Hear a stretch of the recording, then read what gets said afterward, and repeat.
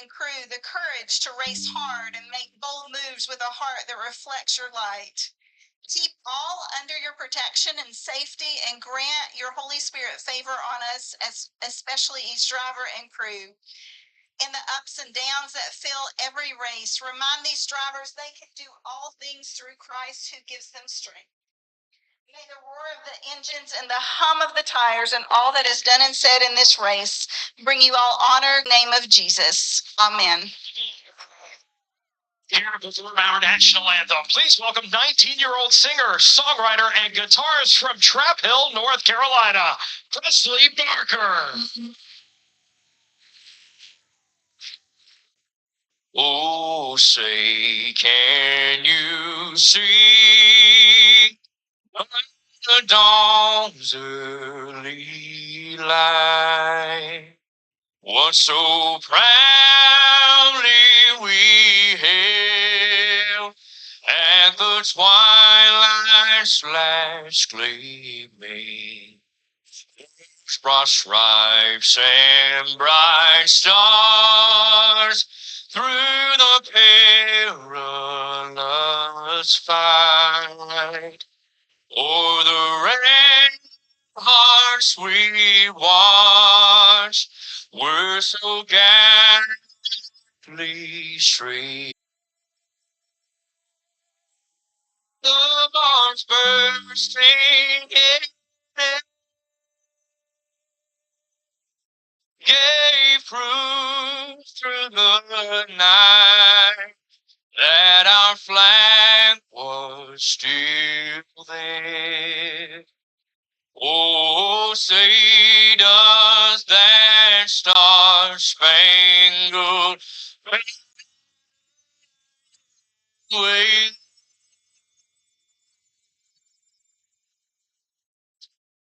o'er the land of the free?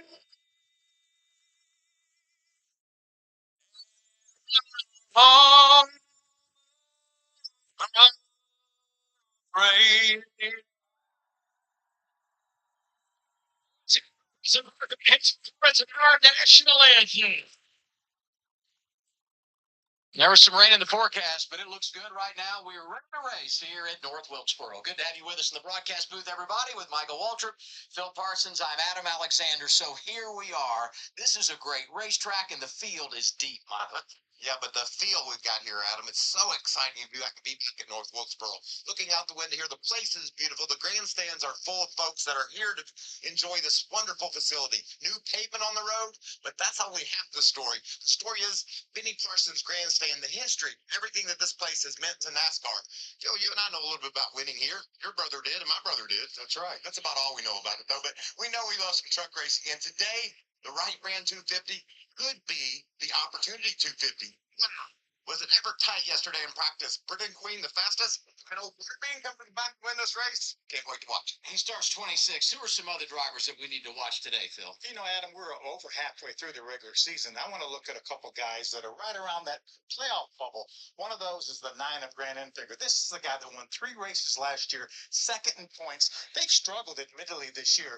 Only 2 top 10 finishes, but that truck was really fast in practice. He had the 3rd fastest average speed over the entire practice session. And another guy I'm going to keep my eye on is Ben Rhodes, another driver that obviously a champion, 2-time champion of the series, defending champion. He struggled this year, only had 1 top 10 finish coming into last week. They swapped crew chiefs before last week, and he got the ship righted, had a 3rd place finish. Now he moved himself just above the bubble. I'm going to keep my eye on those guys. He had the 2nd fastest average. So 2 of the guys I'm looking at were in the top 3 in average speed yesterday, Michael, and I believe those guys will have something to say about who wins this race. There's a lot of stress because do you chase the points? Do you play the strategy to get out front, have the track position, and win the race? It's going to be fun to watch it all unfold. It's North Wilkesboro for the Craftsman Truck Series. We're going green when we come back on FS1. We are live here this afternoon for this NASCAR Craftsman Truck Series race at the North Wilkesboro Speedway in the running of the Wright Brand 250. Appreciate everybody tuning in here on this early Saturday afternoon. Rain in the forecast as you heard, but at least a dry track for the start of today's race. again for the NASCAR Craftsman Truck Series. We have a full field of race trucks getting ready to go after a 50-minute practice session taking place yesterday afternoon. Qualifying, though, earlier this morning was rained out, so the starting lineup will be based off the NASCAR metrics of driver standings, owner standings, and how you finish in the most recent race. So with that being said, we'll take a look at the starting lineup for today's action, as Christian Eckes will be on the pole looking for his third short track win of the season. Nick Sanchez, who has a win in the season opener at Daytona, trying to win his second race of the year starting outside of row 1. In row 2 will be Ross Chastain and Ty Majeski. Chastain actually won the most recent Truck Series race at Kansas 2 weeks ago. And in row number 3 will be Taylor Gray and Ben Rhodes. Row 4, Chase Purdy, Tanner Gray, Grant Enfinger, and Ty Dillon round out the top 10 in row 5. Row 6 will be Stuart Friesen and Corey Heim. In row 7, Timmy Hill and Jake Garcia. Matt Mills, Lawless Allen in row 8. Jack Wood, Daniel Dye, row 9. Bailey Curry, Brett Holmes in row 10. Tyler Anker, Mason Massey lining up in row 11. In row 12 will be Lane Riggs and Roger Carruth. Matt Craft and Brendan Queen will be in row 13. Queen making his first career truck start in the Tricon Garage #1 truck. Spencer Boyd and Dean Thompson in row 14. Behind them in row 15 will be Thad Moffitt and Connor Jones. Sammy Smith making his second truck start of the season on the inside of row 16 with Josh Reum to the outside. Stephen Parsons and Clayton Green in row 17. Row 18, rounding out the 36 truck field today, will be Trey Hutchins III and Dawson Sutton. So that is your full field starting lineup again for today's Wright Brand 250 at the North Wilkesboro Speedway. With the rain in the forecast, to make today's race official, they have to make it to the halfway mark or the end of stage 2 per NASCAR rules. With stages 1 and 2 each being 70 laps to make up 140 laps for the first 2 stages, that means we will get to the halfway point of today's 250-lap race before the end of stage 2. So we are racing to lap 125 to make this race official before thunderstorms roll in more than likely later before the end of this race. Hopefully we get the entire thing in, but it isn't looking likely. Hopefully we can get at least to the halfway point. If they do not, then they will finish this race up tomorrow afternoon before the start of the All-Star Open. As far as tonight's heat races go for the NASCAR Cup Series, if those are washed out, then those will be just canceled entirely, and tomorrow's All-Star race will be started based off qualifying, which took place a little over an hour ago from where we are now. North Wilkesboro Speedway was on the NASCAR Craftsman Truck schedule when the Truck Series debuted back in 1995. And for the second consecutive year, we are back, only this time after the repave. This will be the first NASCAR sanctioned race, at least on this repaved North Wilkesboro Speedway. A lot of grip, but still multiple lanes will be had, I'm sure, throughout this one. A little bit of rubber laid down on the racetrack with qualifying taking place for the Cup Series after the rain we had earlier this morning. And because they did get a full practice session in, I don't think there is scheduled to be a competition caution, but if there is, I will let you guys know if that will be the case. You can see the point standings on the screen coming into this one. 9 races so far into the Truck Series season. After today, we're only going to be at 6 races remaining in the regular season, so that battle's getting tight there. As of right now, the drivers locked into the playoffs with a win would include Christian Eckes and Corey Heim, each with 2 apiece.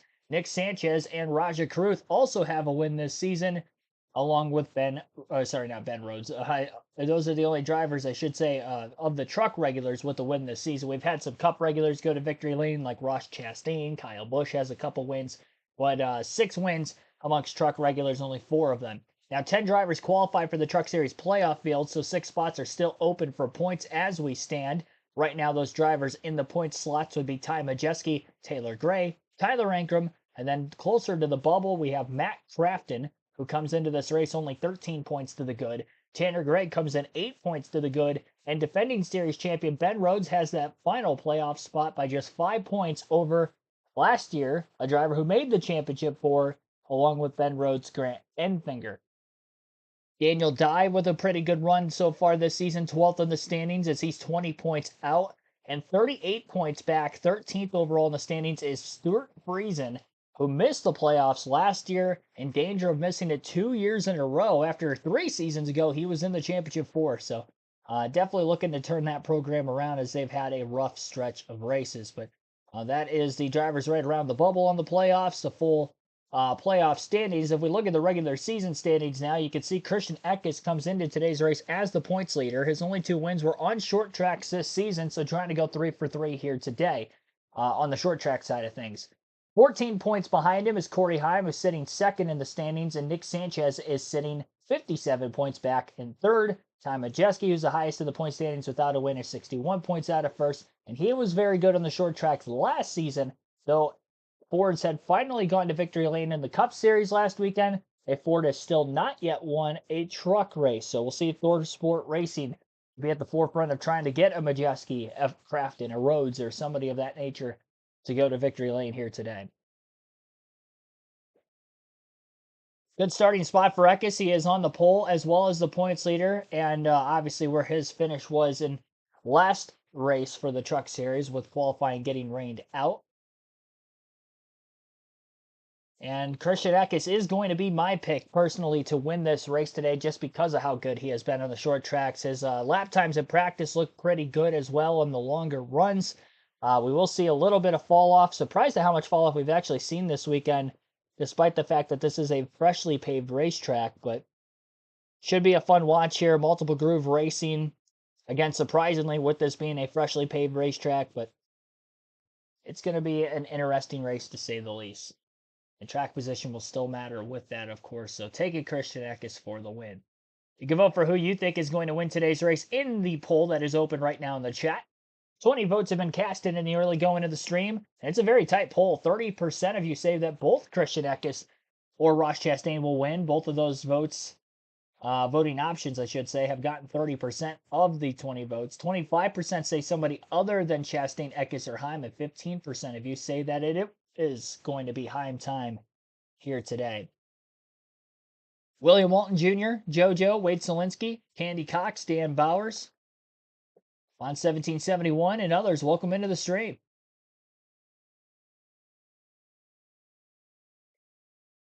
Trucks are on the racetrack right now as we are just a few pace laps away from the drop of the green flag for today's race.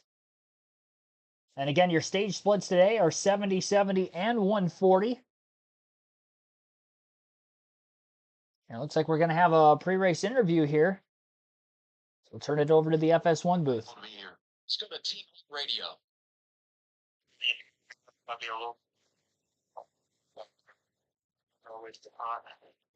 I know what you're thinking.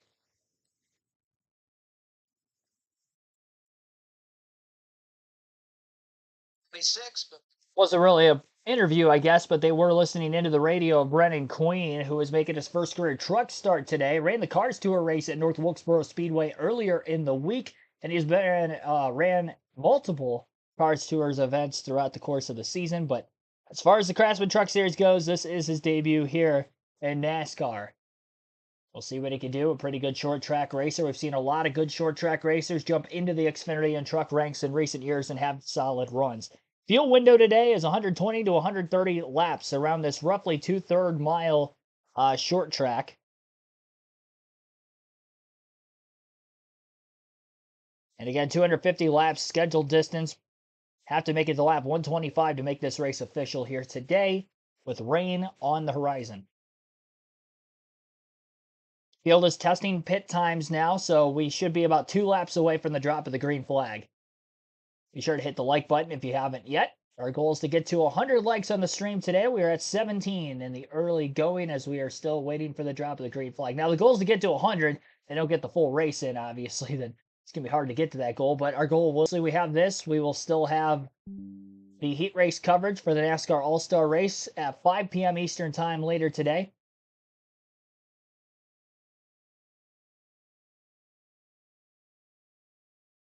And, of course, NASCAR 07 later on tonight. A Busch Series race at Kansas for that one.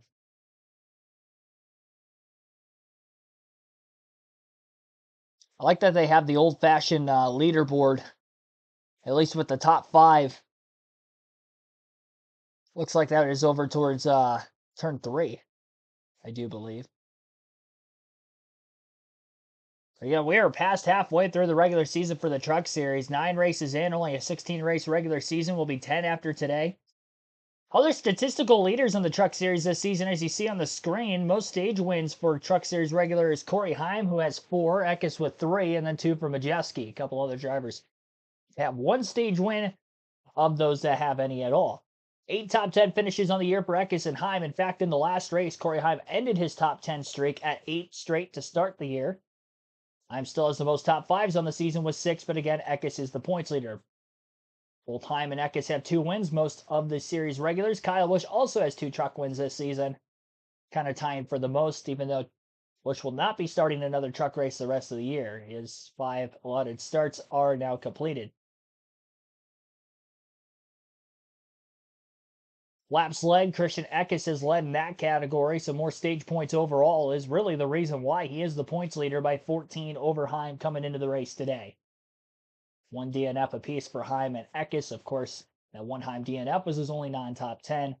Same goes for Eckes, and that race for Eckes was back at Atlanta in the second race of the season. They had a brake failure in that one, and that was while they were leading. They had to pull into the pits as well. Surrendered the lead to Kyle Busch, who eventually went on to win the race. 1 to go. That time by. Field will be headed to the green. Still trying to work on getting the raw feed up for you guys. It was not cooperating during qualifying this morning for the NASCAR Cup Series, and it doesn't look like it's cooperating for this Truck Series race in the early going, so I apologize for that. It's not really anything I can do personally. So we'll see.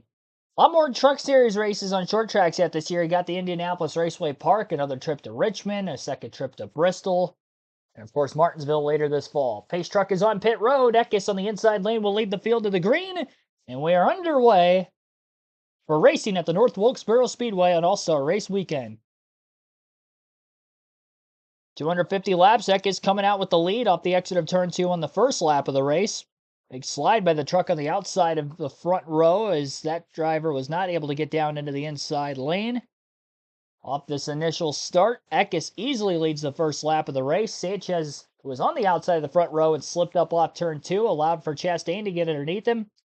Sanchez with the crossover move in the center of the corner, trying to get back underneath. Chastain still doesn't get a good drive off turn 2, but he does stay in the inside lane, at least for the next corner. So Chastain to second, Eckes already out to at least a 5 to 6 truck length lead. And Sanchez struggling even on the bottom groove as Tanner Gray gets around him on the outside. And it looks like the 4th place pass for position on Sanchez is going to be made as well. Sanchez free falling here in the early laps. Eckes has led the first couple in this race now, a 1.5 second lead already for our race leader. And off this initial start, Ross Chastain gets to second, Tanner Gray third. Ty Dillon is up to 4th after a good starting spot today. And Grant Enfinger passes Nick Sanchez for 5th. So Sanchez from the front row is now falling outside the top 5 in the first 4 laps of the race. Looking to get himself settled in. He's right in front of the ThorSport trucks of Ben Rhodes and Ty Majeski. Corey Heim to the inside of Majeski as he battles him for the 8th place spot. Heim had won on a couple short tracks last season as well. Martinsville and Bristol.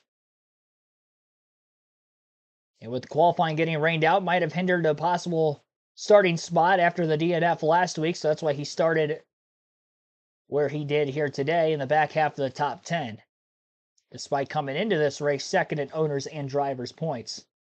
A bit of contact and nearly a 3-wide battle for position right behind Majeski. Matt Crafton, another ThorSport truck, battling for position further back. Sanchez continues to lose spots. Lost another one to Corey Heim, who got by Rhodes, Majeski, and Sanchez all in the last 3 laps. 1 truck down on pit road already in the early going. Not sure exactly who that is. Waiting to get an update on that. It might have been one of the back marker trucks, but I'm not entirely sure as of this moment.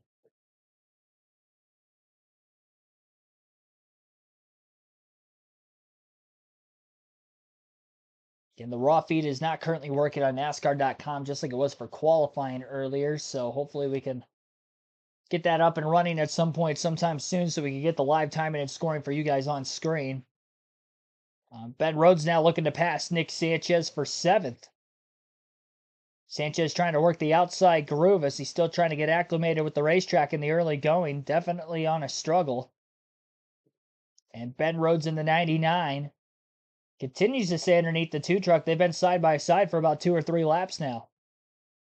11 laps in the books against 70 laps in the first stage, and they will not have to pit for fuel during any of the stages today if we do go the full distance. With the fuel window being 120 to 130 laps, our longest stage is stage 3, which is 110. So all the pit stops will be taking place under caution or stage yellows throughout the truck race this evening. And really with the segments of the All-Star race as well broken up the way they are in a shorter race, which is only 200 laps. In fact, the All-Star race tomorrow, 50 laps shorter than the truck race here today. You're not going to be seeing any green flag pit stops over the course of every race this weekend. Scheduled at least. Ty Dillon closing on the 3rd place truck of Tanner Gray. And Chastain not really pulling away from either of those two as Christian Eckes has opened up almost a 3-second lead in the first 14 laps of the race. On the short racetrack, he has not yet caught lap traffic, but he will be getting close with the pace he is running early on.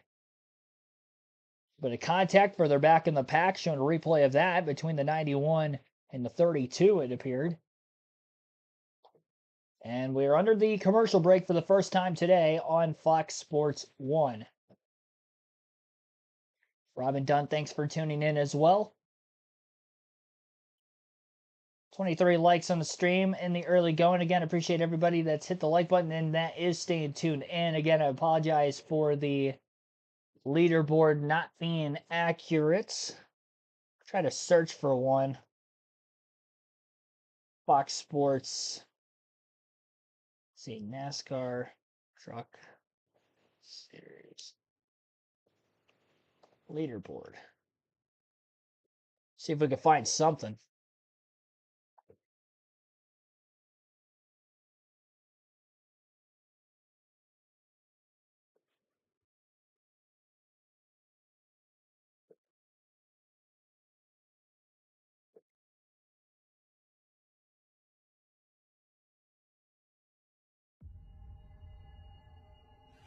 You don't need the same Duracell batteries that help power Williams Racing.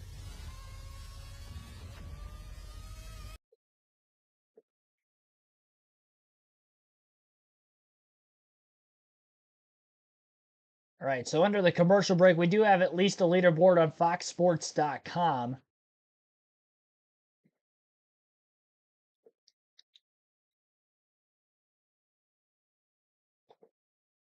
Gonna have to pause the ad playing at the very top of the screen for copyright reasons, because I think they're gonna end up showing the actual race on there when they come back from the commercial break, and I will definitely get the stream taken down for that. So I'll have to move my camera now so you guys can see the full leaderboard.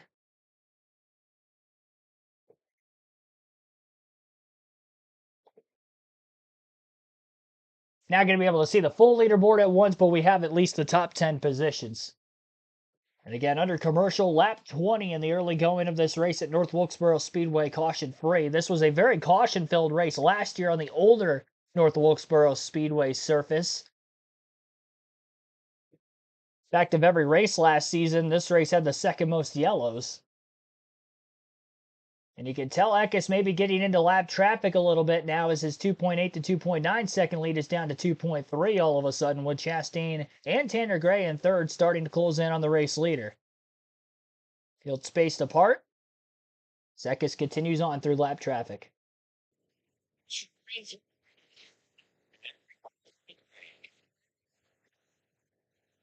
Speaking of driven, he's driving the wheels off that 11 truck. Got some. And he just goes where they're not, Bill. Down in turn 1 and 2, he's on the bottom. Last lap, he was up top trying to make that same pass, but he is moving from 20 to 4 in just over 20 laps. That's pretty good. We talked at the top of the show about the 9 and the 99 being the second and third best trucks on average. Boy, that was the fastest truck on average during that practice session yesterday. Ty Majeski just went to 8th on the scoring pylon, Josh. Well, Adam, we know that when it comes to short track racing, Ty Majeski is always a factor to win. Well, yesterday in practice, they just couldn't get that truck the way they wanted. He told me they were both sides of it. It's too tight. They knew today they were going to have to work on it to get it right in this race. Started 4th, dropped back to 9th. Now he's moving his way back up to the field. The team told him to hit his marks, be patient, and they'll get him right. Regan? Josh, as we talk about trucks who were fast on average speed yesterday, one of those that maybe didn't pop up quite as much, the number 19 of Christian Eckes. But right now, things are going very well for Christian Eckes. The truck just a little bit edgy around the corners, more so than what he wants. I spoke to him this morning. He told me if he got a top 10 today, he would be happy. I would say that game plan's maybe changed a little bit so far. Even halfway through the opening stage, he's already put 7 trucks a lap down as race leader Christian Eckes. By the way, he's led every lap today, and he's led in every lap. Led every race this season. Does that make more sense? Is that better? No. Exactly what you mean. He's good. Yeah, he's fast, and he spends a lot of time out front. And I was pissed. Did you see how high he runs down at 3? This is so cool to watch. Daniel Dye battling alongside Grant Envinger. What a racy racetrack this new pavement has become. Way more racier than it was on the old pavement last year. Last year, all you could do to keep your truck straight, you couldn't really get very aggressive because of the lack of grip. Now they've got all this grip and multiple grooves, and it's turning into quite a show. There's that camera we rode around with Daniel Dye before the race. He's making a nice move here. But Daniel, Barely clear. back out there, clear. It's what a driver wants to hear. It didn't clear. Top 10, 2 of his last 3 starts. And running great last week before the tire issue. Absolutely. You talked about Grant. You can see out Daniel's back window, that yellow truck. He's beginning to fade a little bit. You felt really good about his pace yesterday. Doesn't look like that's translating to today. That's a gaggle for 12. See the 77 of Chase Purdy, the Bama buggy truck on the inside. Tyler Hank from the orange and blue truck, the 18 behind, now getting underneath the 9 of Brandon Finger. And here comes Lane Riggs. We know how good he is on the short tracks. This is his bread and butter, and he's got a nice truck shooting. Saw his dad Scott in the garage yesterday. Not too far from his hometown. Got to be fun for him to get to race here in North Wilkesboro. He's going to make the move underneath that 9 of Brandon Finger. Can he clear him? I think he's going to do just that. I love it. We've seen trucks make speed on the bottom. We've seen them make it in the middle, and then the trucks even higher made speed. And we've seen them 3 wide, and we'll see that again. Lane and Post had Grant clear, but couldn't quite get the doors shut.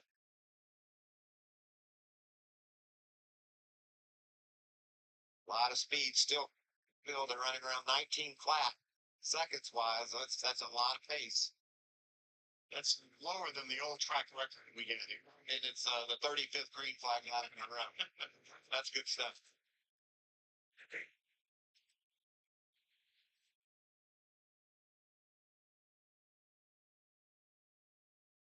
Butterbean's had some nice pace here early, rubbing a little bit there against Bailey Curry. Bailey was top 5 in practice yesterday.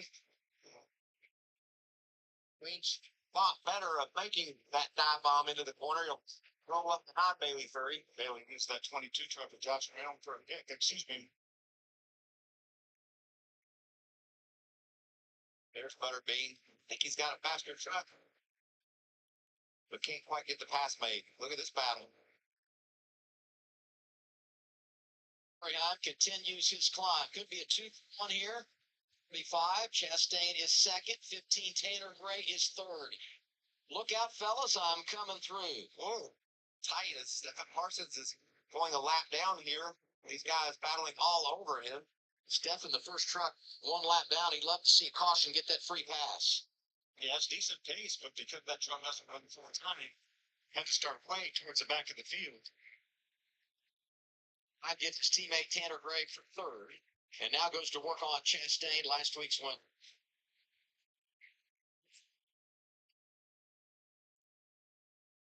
Looking at Ty Dillon back behind them. He's run more laps inside the top 5 today than he had been in the top 5 all season long. So him in the top 5 has been something really impressive for that race team, Regan. You guys noted a little while ago, Grant Enfinger sliding back through the field right now, continuing that slide as we see him losing another position right now. Just reported to the team that he is extremely tight, a number 4 out of 10 tight with that truck right now. So crew chief Jeff Sankiewicz said, I think our air pressures are too high, so look for some big adjustments on this first stop, Bernie. Regan battling inside of Lawless Allen. Lawless with another solid run. He's been real consistent. Late. That's good to see him get into a position to run up toward the top 10. Yeah, he said 3 finishes just outside of the top 10 this year. I think a couple 12th and 11th.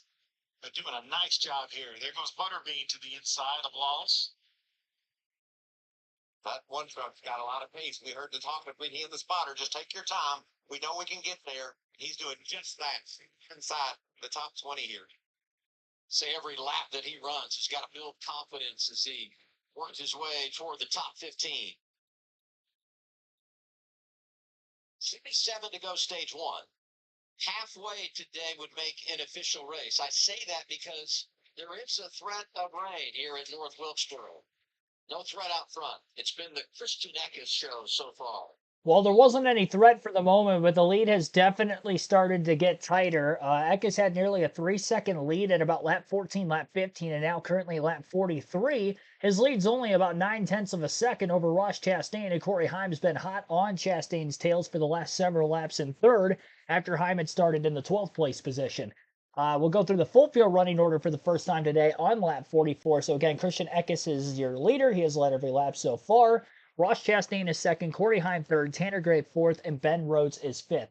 Ty Dillon is sixth, Ty Majeski seventh, Nick Sanchez eighth, Taylor Gray in ninth, and Jake Garcia with a good run in 10th.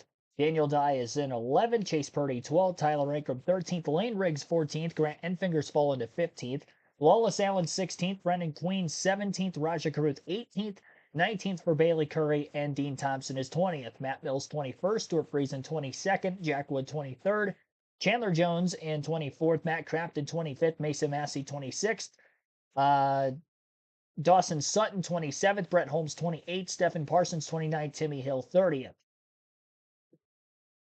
We got Green in 31st, Sammy Smith 32nd, Josh Rayum 33rd, Thad Moffitt 34th, Spencer Boyd 35th, and Trey Hutchins the 3rd.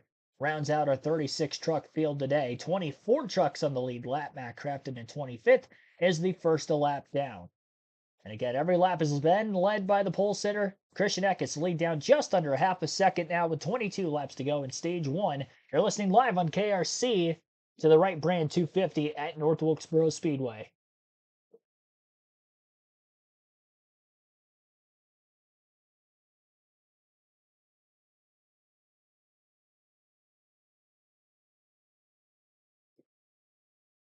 Rain is coming. Trying to get to the halfway point, which is lap 125 to make this race official today. We're guaranteed 1 yellow before that at the end of stage 1, which is lap 70. And again, we are at lap 50. So we're still 75 laps away from halfway, which is not a long time on a short track like this. So it is definitely doable to make this race official today, which honestly, last night coming into the early morning hours today, didn't look like it was going to be very likely, but a hole has opened up in the skies for the thunderstorms breaking apart just a bit to allow us to even get this race started on its scheduled time. Christian Eckes leads. Chastain is second. Corey Heim is third. Afternoons for that trio. Just behind them in 6th, Ben Rhodes, the reigning champion, looked banged up with that 99. This happened coming down the front straightaway. Squeeze play here, it looks like, Phil. Ty Majeski on the inside, Brett Holmes on the outside. Just not enough room. And Ben Rhodes suffered some pretty major damage to that right front corner, right there.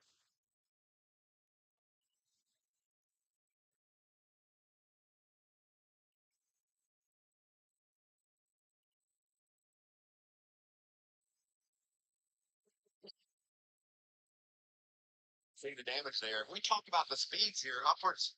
I think it's probably 140 something into the green. Oh, for sure, yeah.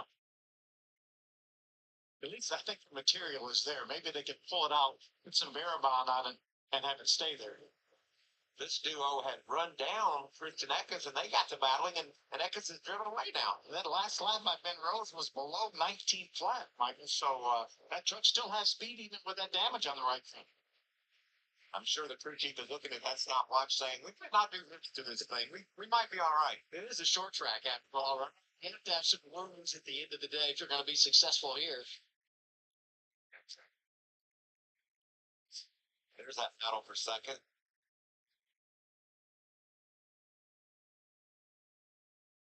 We've got a caution on track. A report of rain here at North Wilkesboro. 12 to go in the stage. There's the bit of precip. You can see the clouds off turn 2 look like they are producing a little bit of rain behind the track. Some of it has crept up here. See, that yellow truck just went by the flag stand. That's Matt Kraft. A big break for him. He was the next truck on Christian Eckes' hit list to put a lap down. Big break for Mason Massey, too. Because that means because he didn't get to this 88 truck of Matt Crafton, Massey's the first truck a lap down. Massey in 26th. And we're in that window now that people could actually flip the stage, stop now, and get that track position for the people that want to stay out to the end of the stage to get those stage points.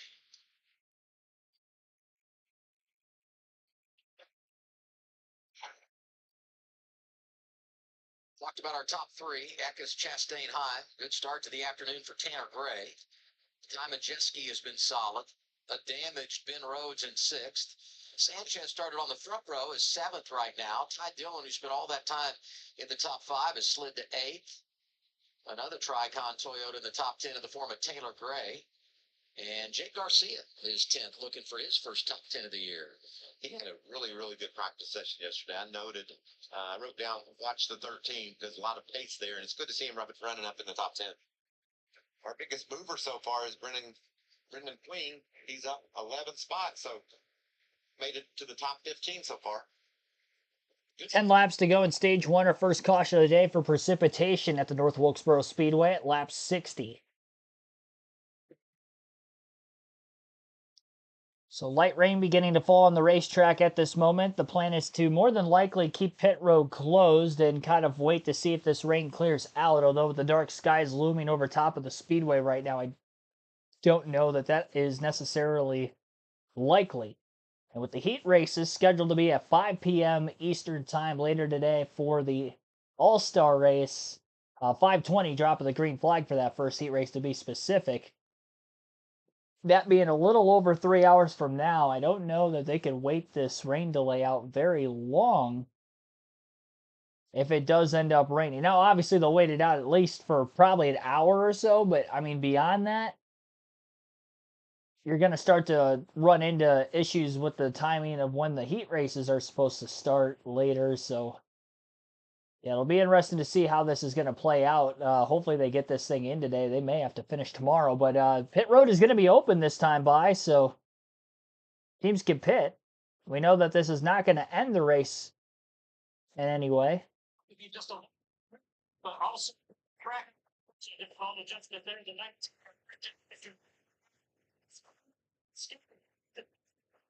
got this truck. Needs just a small adjustment for the center and exit. Z49's going to beat Christian Eckes. So High wins the race off pit road on Eckes. A lot of drivers stayed out. Very few actually did hit pit road. More will pit after.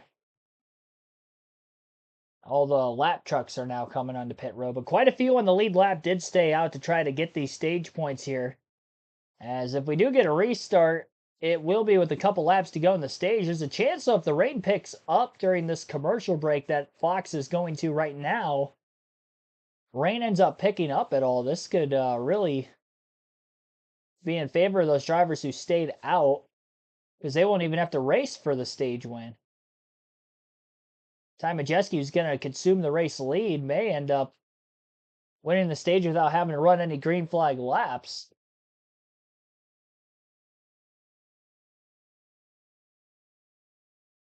Could be possible.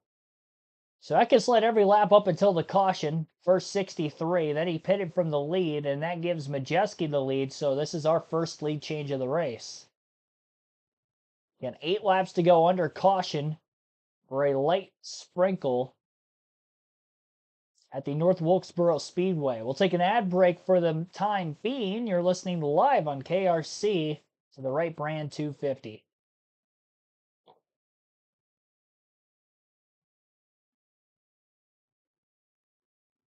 NASCAR Fan 33, TRG Tornado. Jojo, thanks for tuning in as well. Weather for tomorrow is looking clear.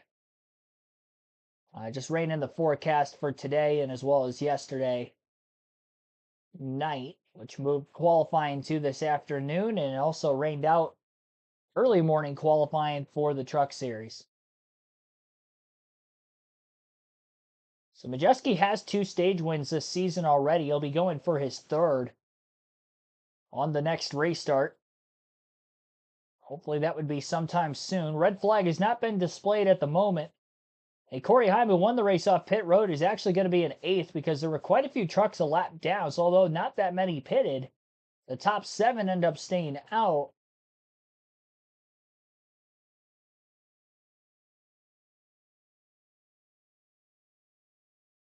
And a few others took the wave around as well.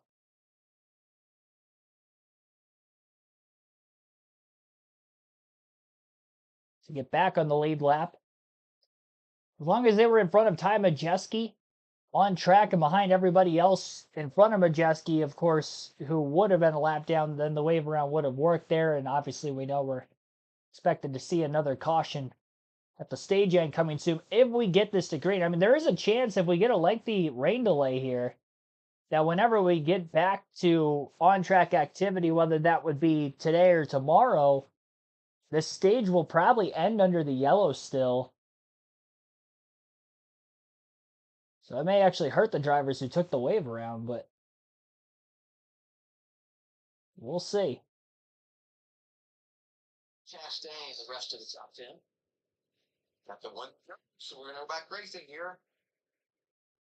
All right, didn't lose the racetrack. Yes, it is. Yeah, can't imagine that. So we did not lose the racetrack. That is a good sign. Field has gotten the 1 to go signal, and we will have a restart with a few laps to go in stage 1. And we will have a quick dash for the stage points and, of course, for the stage win. Ty Majeski, Ben Rhodes on the front row. Ben Rhodes stayed out. He needs stage points. Again, he came into this race last driver above the cutoff line, only 5 points to the good on Grant Enfinger. Grant Enfinger came to pit road and is still outside to get stage points. Rhodes can really open that gap up on the cut line as a result. Green flag back in the air. Majeski spins his tires on the restart, and Ben Rhodes, despite not being the control truck, is going to be clear to the inside of his teammate in the middle of turns 1 and 2. Side by side, and a little bit of 3-wide action on the backstretch into turn 3 in the top 10. Slight contact between a couple of those trucks that were 3-wide in the middle of turns 3 and 4. It's still 3-wide off the exit of turn 4 around Sanchez, Jones, and Ankrum. 2 laps to go in stage 1, a 3-lap to go restart at the time, and quickly about a 3-truck length gap between the ThorSport trucks at the front of the field with Majeski out in front of Rhodes. I mentioned Rhodes got to the lead. I had the trucks mixed up there, so I apologize for that. Ty Majeski was on the outside of row 1. He got the better launch because he was the controlled truck, and he did clear to the bottom. So as we wrap up stage 1 at the start-finish line this time by, Ty Majeski will pick up his 2nd stage win of the season. Rather, his 3rd stage win of the season. Fumbling the ball there on that commentary call. Sorry for that. 3rd stage win of the year for Ty Majeski. And it comes on yet another short track. We'll have to see if he can seal the deal, though, and get that first race win. Picks up 10 regular season points along with it. Ben Rhodes 2nd in the stage, Roger Carew 3rd, Taylor Gray 4th, and Corey Heim, who was the first of those that pitted for 4 fresh tires, got up to 5th. Ty Dillon 6th, Christian Eckes 7th, Tanner Gray 8th, Jack Wood in 9th. And Tyler Rankum rounds out the top 10. All those drivers get stage points through stage 1. So a quick rain shower. Not even a shower, quick rain brought out the yellow late in the stage with about, I think officially when the caution came out, there was 12 laps to go in stage 1. And obviously as a result of getting back to green, we did not lose the racetrack. And we continue onward.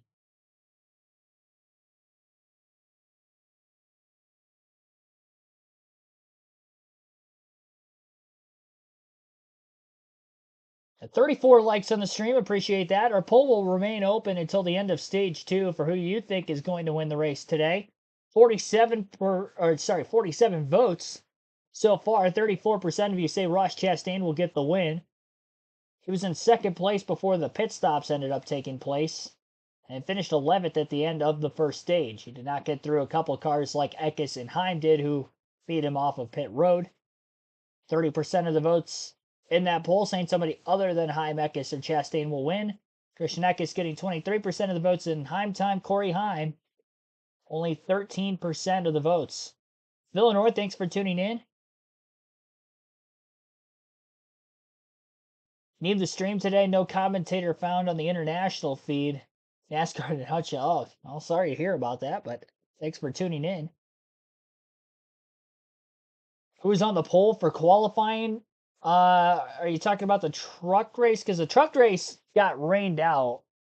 Not the race, but the qualifying earlier this morning got rained out. Christian Eckes started on the pole, but there was no qualifying. Went off the qualifying metric, which averages driver standings, owner standings, and where you finished in the last race. And so that's why Eckes got to start on the pole today. Came in as the points leader, the owners and driver standings as well. Still 90% chance of rain, yep. All-Star qualifying, Joey Logano's on the pole for the All-Star race tomorrow. Logano's on the pole for the All-Star race tomorrow and heat race number 1 later tonight. Brad Keselowski will be on the pole for heat race number 2 later today. Though Logano, the only driver who's locked into his actual starting spot for the race tomorrow with qualifying on the pole, everybody else will have to be lined up based off of their heat race finish.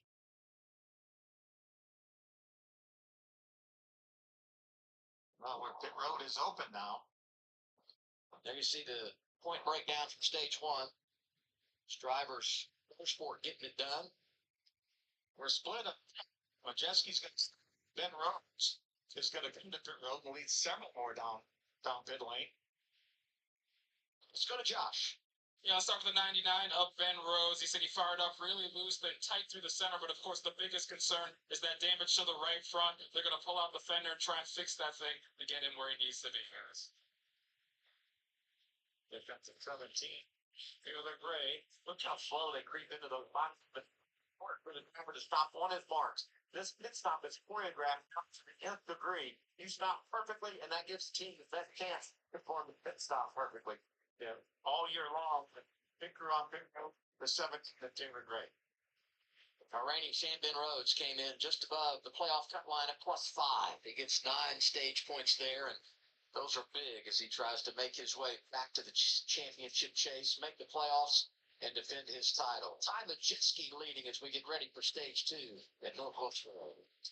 So again, everybody who did not pit to stay out and get those stage points at the end of stage 1 are now on pit road, as well as all the drivers who took the wave around with the first caution also on pit road. No cautions for incident so far. A light rain caution on lap 58, and of course the stage yellow here at lap 70 are the first 2 cautions so far. Once again, be sure to hit the like button if you guys have not done so yet.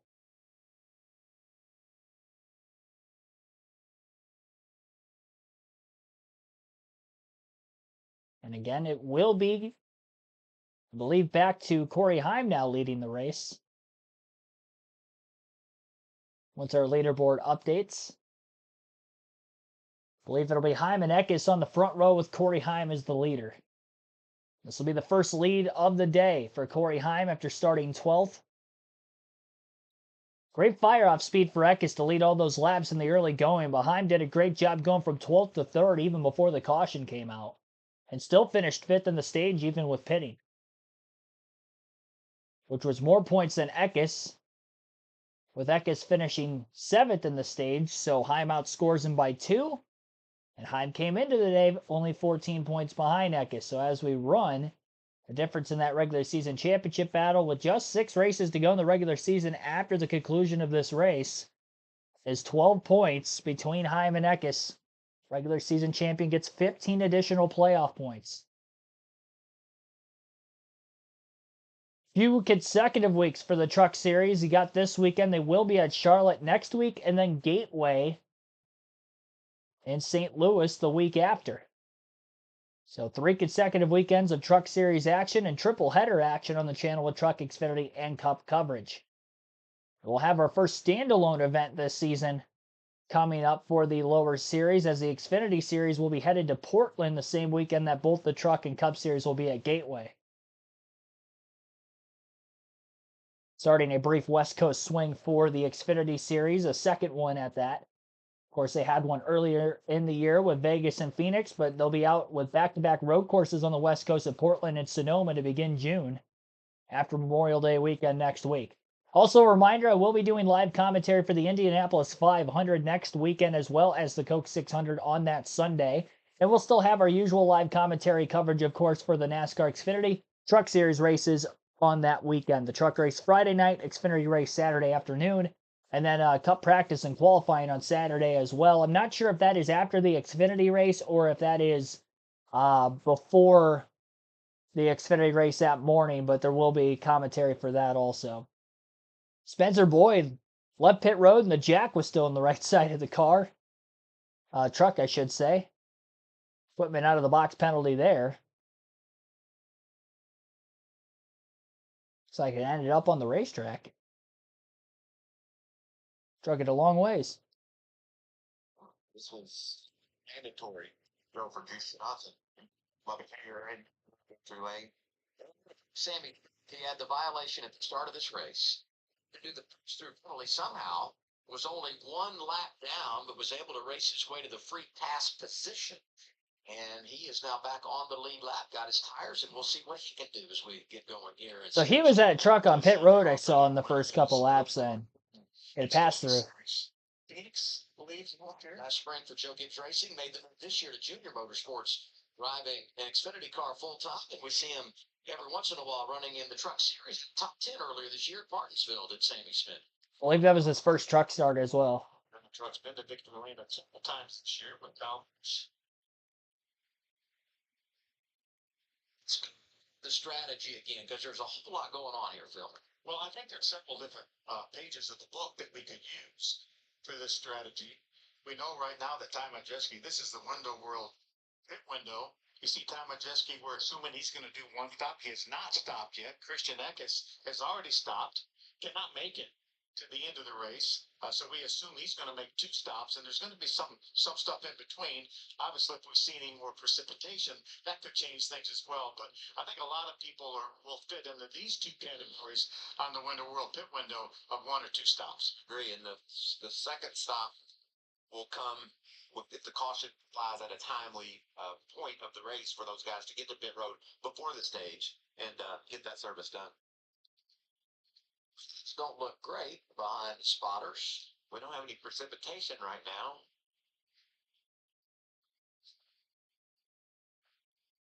We did hear there was some lightning in the area, so lost a few of our camera folks. They had to leave their positions to come down and get out of the elements.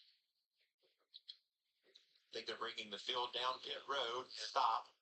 Yeah, that lightning is going to hold things up here. We knew there was a chance of some thunderstorms, and hopeful based on the radar that it'll stay to our north, but you can't flirt with lightning, and so with that, we are going to red flag the race.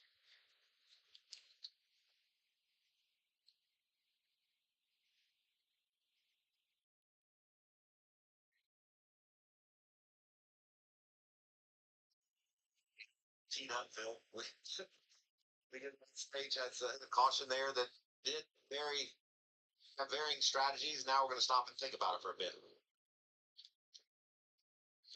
It's a wild looking shot, isn't it? Cool. The weather's just been crazy this week here in the Carolinas.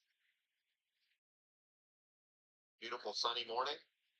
We had that sunshine just before we went green, and in theory, you're like, this is a good thing. But unfortunately, that can help stir up the atmosphere, and I think it's done just that. Hopefully, this will pass by, and we can return to the green flag before too awful long. Have you gone for lessons with Larry Mack on meteorology? No, I have You have not. not? Okay. I thought maybe you were moonlighting. No, Larry, no.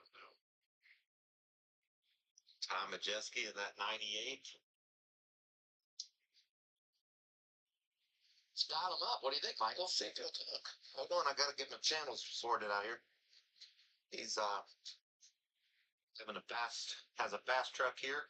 Old Tim Duggar, the country music singer, he's on the back of that truck. Let's see if we can get over.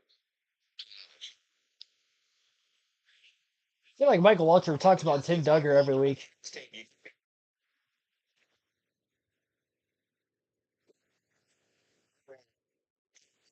Get great spot. Frustrating is it here to be sitting on pit road? The Duggar obviously have a good road ranger for that 150. Veered off a little bit free, but that definitely paid dividends at the end of that run as the track record and the track tightened up a lot. Came to us like we were one of the better trucks there at the end of that long. Got a stage win and an important playoff point. So, yeah, I'm not sure how the strategy is going to work out. It'll be interesting to see how much tires are worth. I know we got the 11, 19, a couple back from us. So, be interesting to see how the race plays out. Hopefully we can keep this thing up front, and hopefully the tire isn't too much and the new tires don't mean too much, and we can stay in front of this thing.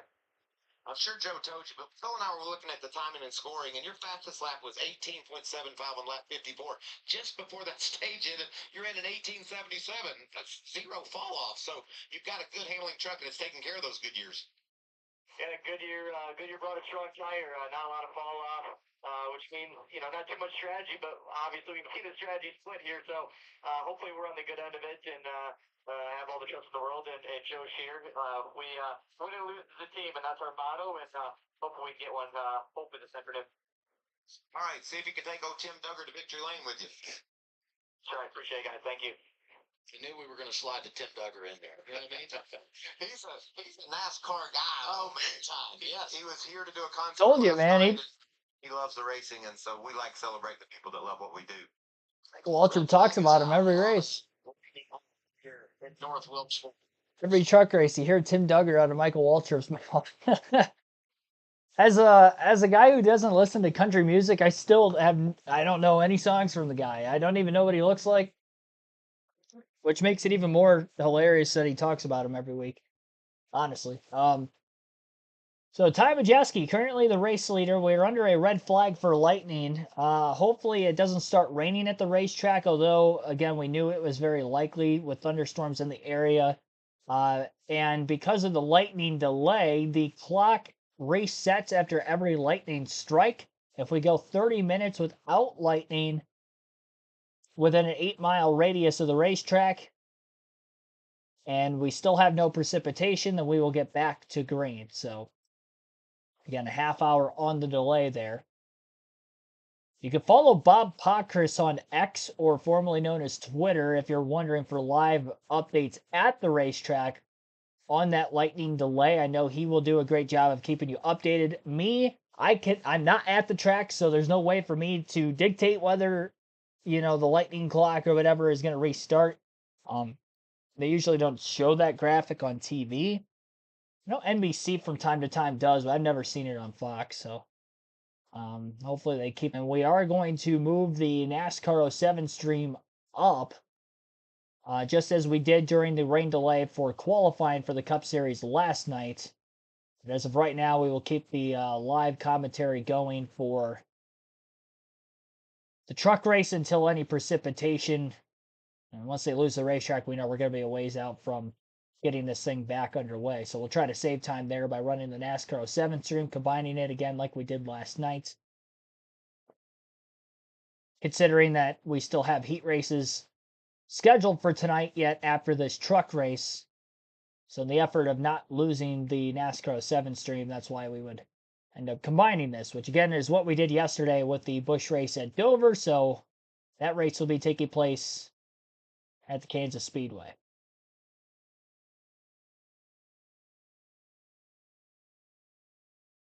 Gap time between this race and the heat races later. There is a little bit of it, but obviously with this delay, it's going to be pushing the heat race start time potentially a little bit further back.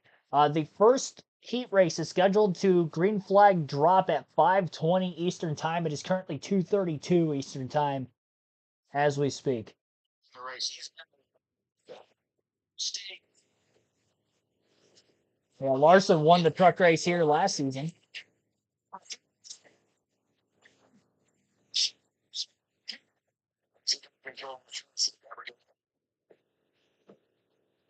He shows up, he's a threat. Doesn't matter what series, what track. Larson is one of the best in business. And tomorrow on FS1, we got the All-Star race, so we look forward to that. Where, oh, by the way, he is the defending winner. Larson got the $1 million last season.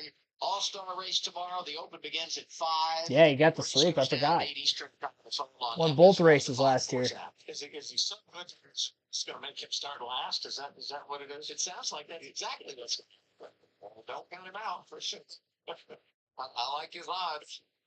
The reason he's starting last, he couldn't be here to qualify his car today because he's in Indianapolis getting set for next weekend's 500 as he prepares to do the double, and it's there as well. Here's some of the highlights from Indy. He had an issue early on in his attempt at qualifying and get some warning in the dash. There's some practice from yesterday. Did he get 240 miles an hour yesterday? Yes, the track over 240. Wow. He won yesterday, and I thought I saw today that he hit 242 in that opening run that you were talking about, Phil. Unbelievable. Then they got the car repaired. He went back out, and right now he's up in the top 10, more than likely will make the top 12, and will run again tomorrow. Very comfortable when it comes to making the field for the 500, and there's always so much anticipation. Anytime we have a driver that runs at Indy and at Charlotte, last time we saw it 10 years ago when Kurt Busch not only did And those guys do not look quite promising. successfully. Kind of quiet here at North Wilkesboro. It seems a little strange, doesn't it? Truck sitting idle on pit road. But this place, the legend lives on, and it does. Thanks to Marcus Smith and Dale Jr. and everybody that put their heads together and put this place back up so we can come enjoy NASCAR here at North Wilkesboro. And you talked about it, Michael, at the top of the show, vibe around here. Yeah. I mean, people, I've never seen a fan base that appreciated NASCAR coming back to somewhere, or coming somewhere originally like they have here in Wilkesboro. So a red flag here at North Wilkesboro because of lightning. The studio takes over when we return. Caitlin, Todd, and Trevor, stick with us live on FS1. Yeah, lightning delay as of right now. And darker skies looming over the North Wilkesboro Speedway. No rain has let loose at the racetrack yet, but the lightning delay is the reason for the red.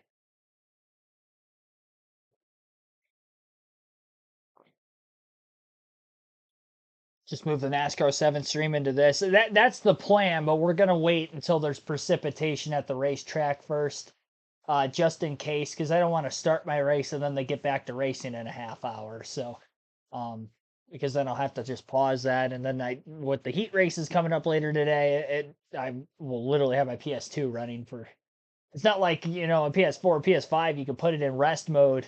It's just going to be running for like 5-6 hours on pause the entire time. So I don't want to do that, being an older console. So yeah, we'll wait this out for a little bit first, because once it rains and they lose the racetrack, then by the time it stops raining, they're going to have it's probably going to take a good 45-50 minutes to dry the track as well. So we should be able to get most of that race in, considering the Busch races are, generally speaking, shorter. It's only a 200-lap race, Kansas. So again, that will be the plan.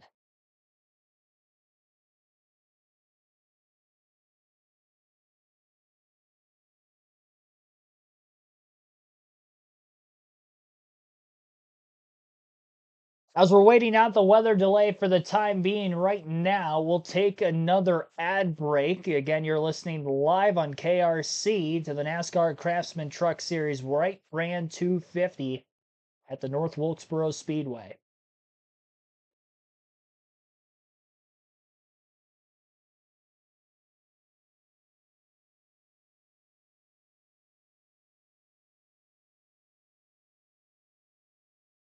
look to see if they have the raw feed available again on NASCAR.com while we're waiting. It's been down all day. Looks like it is back up now. Well, not quite. Now the leaderboard's frozen at lap 61. So that is not accurate. We're at lap 81 right now. Here we go. Third stage win season 10, 19 laps left. So far, so good for Ty Majeski. Caitlin Vinci alongside Trevor Bayne. Tabadine, what have you seen out of Ty so far in this race? Well, different pit strategy, right? That's what got him that stage win there. Obviously, wasn't leading the laps up until that first caution, and then it not like some of the leaders and was able to inherit the lead and hold them off for 19 laps to get that stage win. Well, like I said in his interview there in the truck, kudos to Goodyear for bringing such a strong tire that has basically zero fall off. If it had fall off, they'd have had to pit to keep up with everybody else. But Joe Shear, crew chief, said let's roll the dice a little bit. Tires aren't falling off. Let's keep the lead. Gotta love the old roll of the dice. Speaking of rolling the dice, going into this race, there was a lot of talk about the repave. What was this going to mean for the teams? What was this going to mean for the racing product? What do you think of what we've seen thus? Well, we've seen a lot of trucks be able to move forward really quickly. You know, I look at Corey Heim. He started 12th, and he was able to drive up into the top three before the end of that first stage and before pitting. But that just means there's options, right? If he can pass people, then you can run the bottom, you can run the top. But I did see kind of ending that stage that a lot of trucks have migrated toward the top, and we may see it get tougher to pass as the top rubbers in and it moves up higher, and make it more and more difficult to use that bottom, as you talked about in our pre-race. Yeah, you know, I spoke to Grant Enfinger yesterday, and we were talking about the groove moving up. In practice yesterday, it was only halfway up. Well, now we saw Ross Chastain. He was like 10 feet from the wall in 3 and 4, so it's moving way up. But the reason for that, the reason they're getting their speed up there is the gearing in the trucks is not where it needs to be to run low. It really bogs the motors down. So the higher they can run, the faster, the more RPMs that motor's going to keep. And the faster they're going to go. Matt Crafton bogged down. Yeah, because he got a little loose. Yes, it's been interesting to say the least. Also in race day earlier, we talked about best average finish on the short tracks for some of the guys to always keep an eye on. Ty Majeski was on the list, of course. So too was Corey Heim, who's been impressive already. Grant Enfinger and Christian Eckes. Christian Eckes has 2 short track wins already this year. Looking for number 3. What have you seen out of him so far? Well, he led every lap that he was, he started on the pole, was able to lead all the laps until he pitted. Obviously on a little bit different pit strategy than the 98 as we keep talking about, but we said in the pre-race that was going to be really difficult for these teams because of what you said, the fall off. Lap 57, I think, was one of Christian's fastest laps, and we never see that, right? At least a couple tenths of fall off at most tracks, but here they were literally running some of their fastest laps at lap 57 to 60, which is incredible with these trucks. Christian Eckes, early in the race showed that he had speed right out of the gate. He pulled out to maybe a 2-second lead, and we saw Ross Chastain start cutting that down as the run went on, but really good truck for Christian Eckes. Yeah, what have you seen out of Christian, not just in this race, but the whole 2024 campaign? Well, I think that we've seen the maturity come to a new level. And I think we've seen that today. And yesterday at practice, after practice, even pre-race, he mentioned it. He really wasn't happy with his race truck. He didn't think he had a truck to go out and win this race with. But he like I said, started on the pole, got the lead, paced himself, kept him going, picking off lap trucks, and kept the lead. So obviously they fixed their truck, worked on it. We'll see what he does here in the rest of the race. So another driver who's been really strong throughout the course of the year, kind of coming into his own, would be Tanner Gray. We've seen him doing pretty good so far in this race. What do you think about his performance so far and also throughout the course of the season? Yeah, really for both of the Gray brothers, we've seen improvement. For Taylor, it seems more consistent. For Tanner, starting further toward the front this weekend, and he's been able to hold on to that. But I look at both of these guys as this season's so important to them because they're being compared to their teammate Corey Heim so often. And right here we saw it took Corey 5-6 laps to figure out how to get by Tanner, and he finally got position on the outside, but he tried on the bottom for many laps before that. So for Tanner to be able to hold on to that track position that he started the day with, that's really important for this team. Yeah, Tanner's really struggled the first part of the season, and the last 2 weeks, Kansas and Darlington, really big turnaround of racing in the top 10, competitive, racing in the top 5 a lot. And we've seen that today. He's got a good truck. He started toward the front. And I think that, those 2 good runs, it's going to give you a boost, right? Mentally, you have to. And it's paying off today. They say his momentum is everything in this sport. You mentioned his teammate Corey Heim. And you're obviously involved with Corey and different elements in his career. I think Corey even helps elevate his own teammates. Well, he sets the bar, right? Yeah. Potential is, and we talked about his demeanor earlier. I talked with Zippy at Kansas when I was there at the track, and he just said, hey man, he's no drama. He's a young race car driver, but he acts really mature, and he gives us really good information. And if you listen to Corey on the radio, he's very precise with what he says. He doesn't use a lot of words. I guess I should say concise instead of precise, but he's able to get information across and help that team build. And when you have a young driver that is able to get the most out of the truck, it helps steer the ship on what you need. So Matt Pusha, that runs the team for David Gill and or is the competition director, when they have those competition meetings and you talk with Corey Heim and you listen to his feedback, you can run with that. You can actually chase that rabbit down the trail. Well, I'm going to break it down just a little simpler than that. Ego is a very powerful emotion, and everybody wants to be the big dog on the porch. When you have teammates and you're in that shop and you're in those competition meetings, you want to be standing there beating your chest that I was the best guy last week. Yeah. Right? Ego's powerful, man. Right. Okay. So who's the big dog on the porch so far? So Ego mentioned the top 5 so far, guys, in stage 1. Let's take a look at where they stack up thus far in this race. Here they are. Ty Majeski, who we've talked about a bit, right now first. Ben Rhodes, second. Raja Caruth. That's impressive because Raja started a little deeper in the field. There's Taylor Gray, who we've talked about, along with Corey Heim. What do you think about Raja methodically making his way to the front? Well, again, we go back to pit strategy. He's another one of those trucks that did not pit. Back to Taylor Gray, I think, is the last one that did not pit. But again, this track just offers that opportunity because the tires are going to hang on. And I'm curious to see who's going to try to make it all the way through the end of the second stage without pitting, because you could probably do that on tires. I don't know about fuel. Depends on caution laps and all that, but on tires, you definitely could. Absolutely. But being able to stay out, and I want to give a little credit where credit's due. You got to have a good handling truck. You got to have confidence that those tires are going to stay under and you can keep it up front. These crew chiefs have done a great job, and Chad Walters and Rajah working together this year have come so far. I spoke with Rajah yesterday, and he's really pumped up about his race team and working with Chad.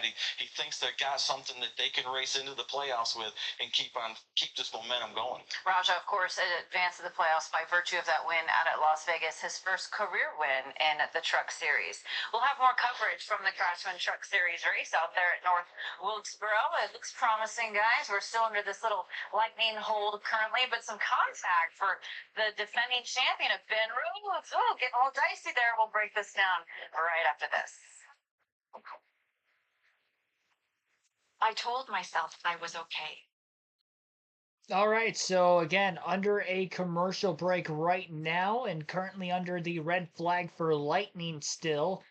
Still no precipitation at the racetrack, but thunderstorms obviously in the surrounding area of the North Wilkesboro Speedway. Again, per rules, you have to keep the red flag displayed for lightning within 30 minutes. It's kind of in all sports rules, not just NASCAR. NASCAR has just adopted this as well as other sports in recent years, but 30 minutes. If there's a lightning strike within an 8-mile radius of the facility, as in this case, the North Wilkesboro Speedway, then that lightning clock will restart.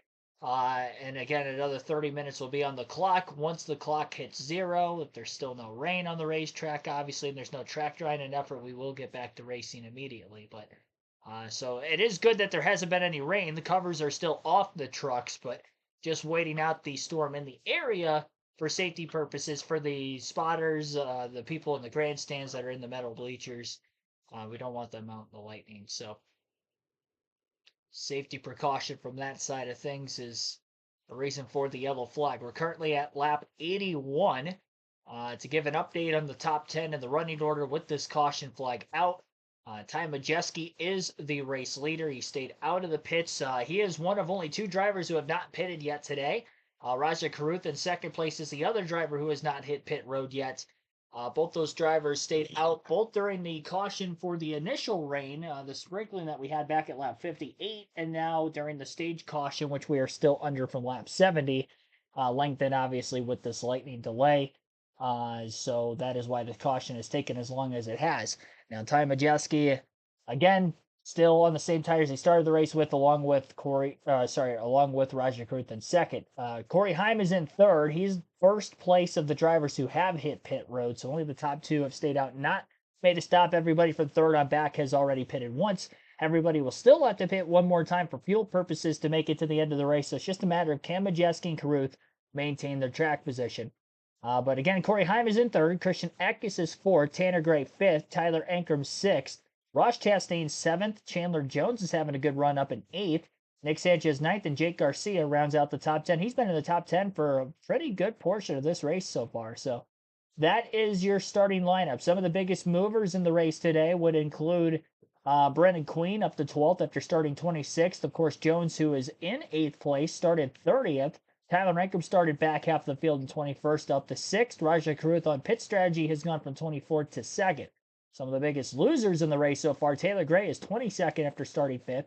Ben Rhodes now 24th after starting 6th. Both those drivers stayed out to get the stage points with the caution back in stage 1. And then at the end of stage 1, they hit pit road, so that's why they're back in the running order where they're at now. Stuart Friesen, on the other hand, in 25th place, started 11th and actually fell outside the top 20 pretty quickly. He was one of the drivers that fell a lap down and had to take the wave around with the lone caution that came out.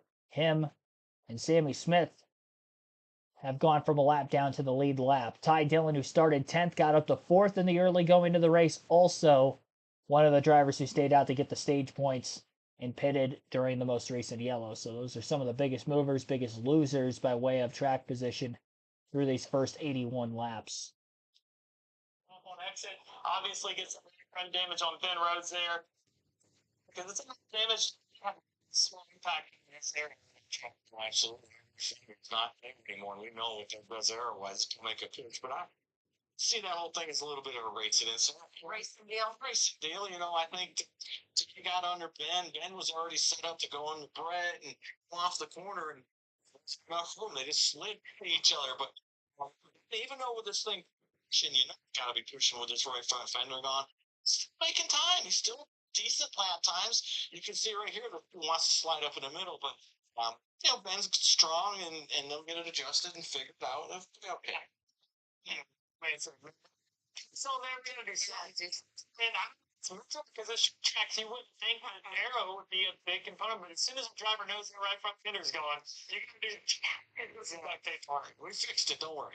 Don't worry, yeah, just do your job out there. I want to talk about Ben Rhodes, though, for a minute, because as I mentioned, he is the defending champion, but it's been a bit of a slow start for him this season. Now, he is coming off his best finish of the year just last time out at Darlington, but what do you think we've seen out of that team so far? Yeah, it's been a struggle this year for Ben Rhodes. No times up until Darlington. Obviously, had that crew chief change. I don't think that impacted the finish at Darlington as much, just because it was so late when they made that change. You know, the trucks are already ready to go to the track. But, you know, to build confidence with your team, you know, for Ben, he's used to this. It's happened a few times, but to build confidence with good runs right out of the gate, I think that's so important. And you know that group really well to know that, right, Todd? Yeah, exactly. I think, you know, this is one of those decisions that's tough for an owner and a GM to make, right? Because you know the success that Rich, Lucius, crew chief, and Ben had together, championships and wins. And last year we saw bring Rich over to get him to the championship round, and it worked. So for Duke Thorson and David Pepper to make this decision, it had to be tough. But at the same time, they got two trucks that aren't running well. So what do you do? Well, let's mix it up a little bit. You know, let's put Rich with Jake and Doug with Ben and see what happens. And last week it actually worked out good. Ben ran well, and Jake was actually running really well. Got a little trouble at the end, didn't get the finish that he deserred, but who knows? We'll see how it goes. It's worked for him in the past. I was going to say, the old classic crew chief change that we've grown accustomed to. With Ben Rhodes.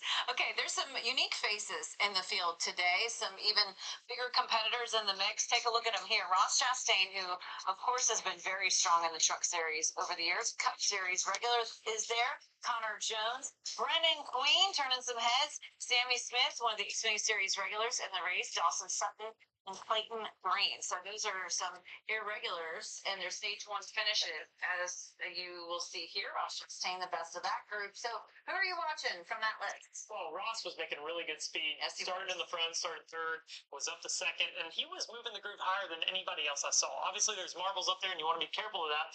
But Ross Chastain has all my confidence to say he's the guy that can go push that limit and find out how you can go. And that's the reason he's running this truck race, right? He's got the All-Star race this weekend, and he wants to learn everything he can, and I think he's doing that right now. But there's a lot of other names on that list. I look at Dawson Sutton, who's already come to pit road a couple times to try to work on that 26 truck to get it to the front. And then Brendan Queen, right, Todd? He's making a win. If you watch the first stage, it took his time. He never got in a rush, passed one truck at a time, and had good speed doing it. And he worked himself into the top 15. I think that it shouldn't be Butterbean. It ought to be Brendan, Layton, and Queen. Change his nickname. I knew going into this race, especially at Washington practice yesterday, his experience on a short track and in those late model stock cars on the East Coast, the Southeast, this is what it's about. Short track racing, tight quarters, traffic all the time, making good quality passes, and that's what he's done this whole first stage. And I'm excited to see what he can do the rest of this race now that he's toward the front and has the opportunity to race some better trucks. Yeah, that short track experience, of course, so important at many places we go. Big picture, we talked earlier in the pre-race show. This is a big 5-race stretch for these Truck Series teams. It started at Kansas, then to Darlington, North Wilkesboro, then to Charlotte, then to St. Louis. Why is it so important to have a really solid 5 weeks in preparation for the postseason that's not that far away? Yeah, it's crazy to think in May that we already talk about postseason in the Truck Series, but momentum is so key. And it's not often that these drivers get to be behind the wheel multiple weeks in a row. And if you have a bad week at Kansas, you have the next 4 races to look ahead to. So the drivers that took advantage of Kansas and Darlington are rolling into this part of the 5-race stretch. They're rolling with that momentum. You've had some drivers who've had a good race and a bad race, and they're trying to figure that out. But here at North Wilkesboro, you still have Charlotte coming up. You still have St. Louis coming up. And those races are really important to the types of tracks that we're going to see coming up in the playoffs. Exactly. That's what I believe. I think this stretch is really important because it is 5 totally different types of racetracks, right? And if you have a weakness, if you have a racetrack or a type of track that you just don't have a good setup, the driver doesn't have a good fit, that's your chance to figure it out and make sure you work on it to get yourself, when you go into these playoffs, to a point where you're a lot stronger. You definitely want to be one of these teams that capitalizes in these 5 weeks and does not. Brendan Lightning. Wait. Name picks up. We will have more coverage, of course, after this, and join the guys once again in the booth. We'll be right back. So again, lightning delay continues at the North Wilkesboro Speedway. Still no rain has fallen, so that is a good sign. And hopefully we can get this race back in very shortly. Hit the like button if you do so choose. The raw feed has been down since the very start of this stream as well. So that also doesn't help. As you can see, it's frozen on lap 61, so this is not the current leaderboard, as it is about 20 laps behind during this red flag period. So that's why we've got the foxsports.com version of the leaderboard here for the Truck Series. You still vote for who you think is going to win the race in the poll that is open right now in the chat. 63 votes have been casted so far. The poll will stay open until the end of stage 2, whether that would be today or tomorrow. Actually, if it does, for whatever reason, have to go to tomorrow to finish this thing up, then I would have to end this stream and then just restart another stream. So we'll have to do a different poll once the stream ends. But hopefully we don't have to end the stream anytime soon. And hopefully we can get this thing in uninterrupted.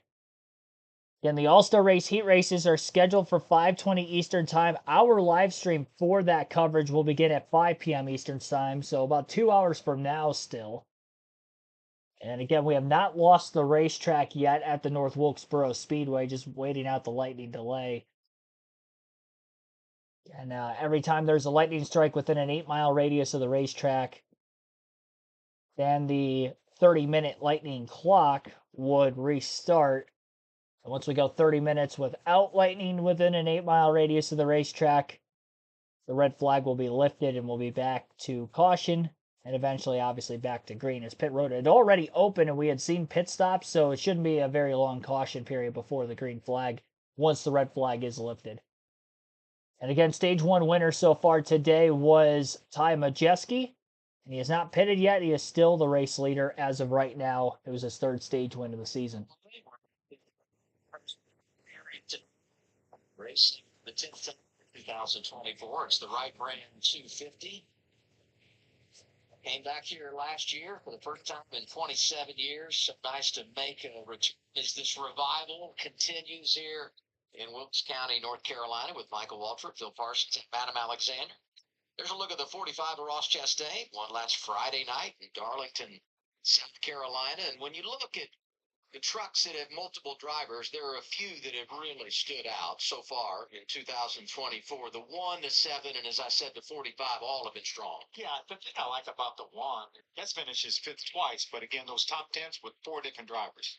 And then you put Kyle Busch in anything, and you're going to expect to put a win mark in the win column. It's done it twice. So the 7 trucks strong, excuse me. And then Ross did it. Darlington was awesome. What a great race it was late. He did a good job there.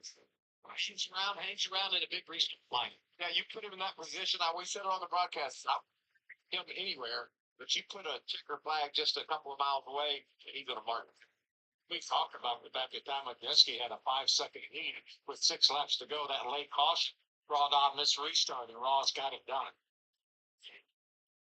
Ross delivering in overtime. So you look at the breakdown of what they've accomplished so far this year. The one name that really stands out to me is Cade Honeycutt. Every time we have seen him, he has been impressive. But you look at the numbers here, and he'll be back in the truck on Friday evening. We race at Charlotte Motor Speedway. Yeah, 4 top 10 finishes for Cade Honeycutt. Nice as a whole only has 6 top 10s, 4 by Cade Honeycutt, and the 2 by Ross. That 5th place finish earlier this year in Toda is the win at Darlington. And that 4th place finish by Caden could have easily been a win. He was one of the fastest trucks in Kansas. He had to make that green flag pit stop. And that's the first time he had ever executed a green flag pit stop and really did an unbelievable job. But just a slight bobble here and there by the crew and him, and that's what ends up being the difference. As you said, could have won the race, ends up finishing 4th, and we look forward to seeing him back on another 1.5 miles on Friday evening, and we expect that he'll be really good. In fact, you got to give a lot of credit when you look at Nice and all their success. 9 wins all time, including what Ross did last Friday night. 8 of those with Phil Gould on the pit box, and we remember all the success that Phil had a few years ago with Ross Chastain in 2019, and of course last year he and Carson Hocevar. It's fun to see that 45 truck up front, but I think the story this season has just been a lot about trickling, a lot of speed for those Toyotas. They've done a good job. And then, like you said, the trucks that have multiple drivers, it's fun to get to see these fresh faces and guys getting in a truck. Say Kyle Busch has 1 in. They know the truck's capable of winning. It gives them the opportunity to go out and show what they've got. The fact that the job that these teams do on pit road, we saw Christian Eckes come in as a leader. Corey Heim beat him off of pit road. Corey Heim's truck is in the top 10 all year long of average pit stops. And the 2 other Tricon trucks, the 17 and the 5, are 1st and 2nd. So 3 Tricon trucks in the top 7 on pit road. So frustrating here in North Wilkesboro. Had a little rain, but now it's lightning that has delayed our progress. Stage 1 is done. Ty Majeski is the leader, and we've had another reset to the lightning clock, so we're going to go to some contingency program. It's Earnhardt versus Gordon, unrivaled. We'll keep you posted on what's happening here at North Wilkesboro. So again, the lightning clock has just reset again, as you heard from Adam Alexander in the Fox booth. So obviously they went to the booth, so that tells me that they were pretty close to the end of the lightning clock. And fans were back in the grandstands again, too. With lightning in the area once more, that has pushed the clock back another 30 minutes. Hopefully, again, that there is not going to be any rain in the area. With that being said, Looks like we are going to be leading into the start of our Kansas race for NASCAR 07. And for that race, we will be starting in the last place position with no practice or qualifying, so we can get that in its entirety as soon as possible. So just working on trying to get that up as of right now, which I almost have it up for the time being. On Fox Sports 1, currently it looks like they are going to air Gordon versus Earnhardt. So you can listen into that until we get things started. Yeah. So, just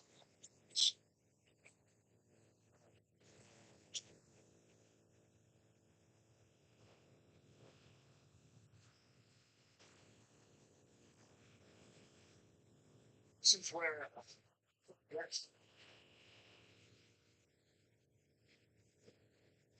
NASCAR is about to explode.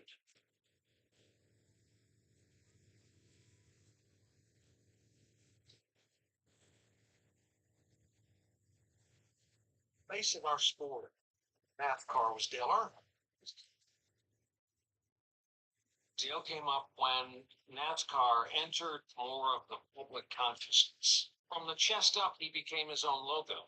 The sunglasses with the open face helmet, the blue jeans, the boots, the mustache. He was that blue collar racer. Holy moly, man, was it cool as hell to see him anywhere around you. It's like playing on the same court as Michael Jordan. You know, he was the sheriff. He had that attitude. You hit me once, one tap, hello, I'm going to hit you twice. 2 taps, you're in my way. 3rd tap, see ya. And it's like to the rear bumper, out, spin out, gone. You get your front end in there, and the guy tries to cut you off, you stand your ground.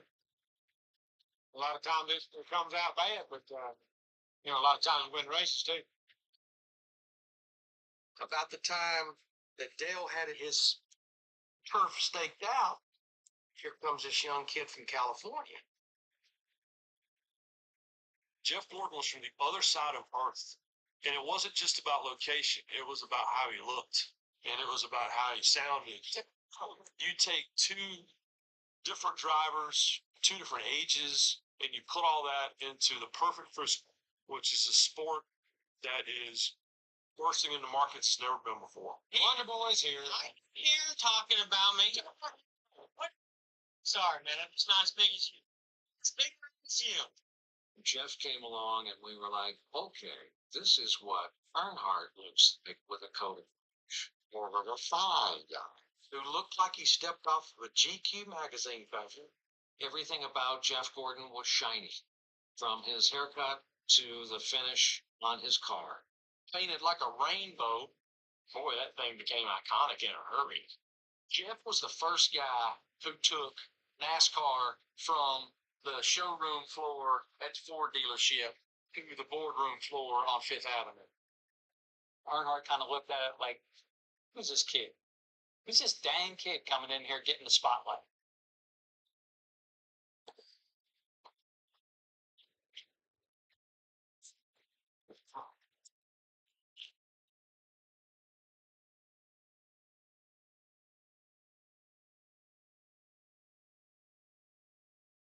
Daily deal right here. Drive car first thing in the morning, check the fence, make sure everything's all right.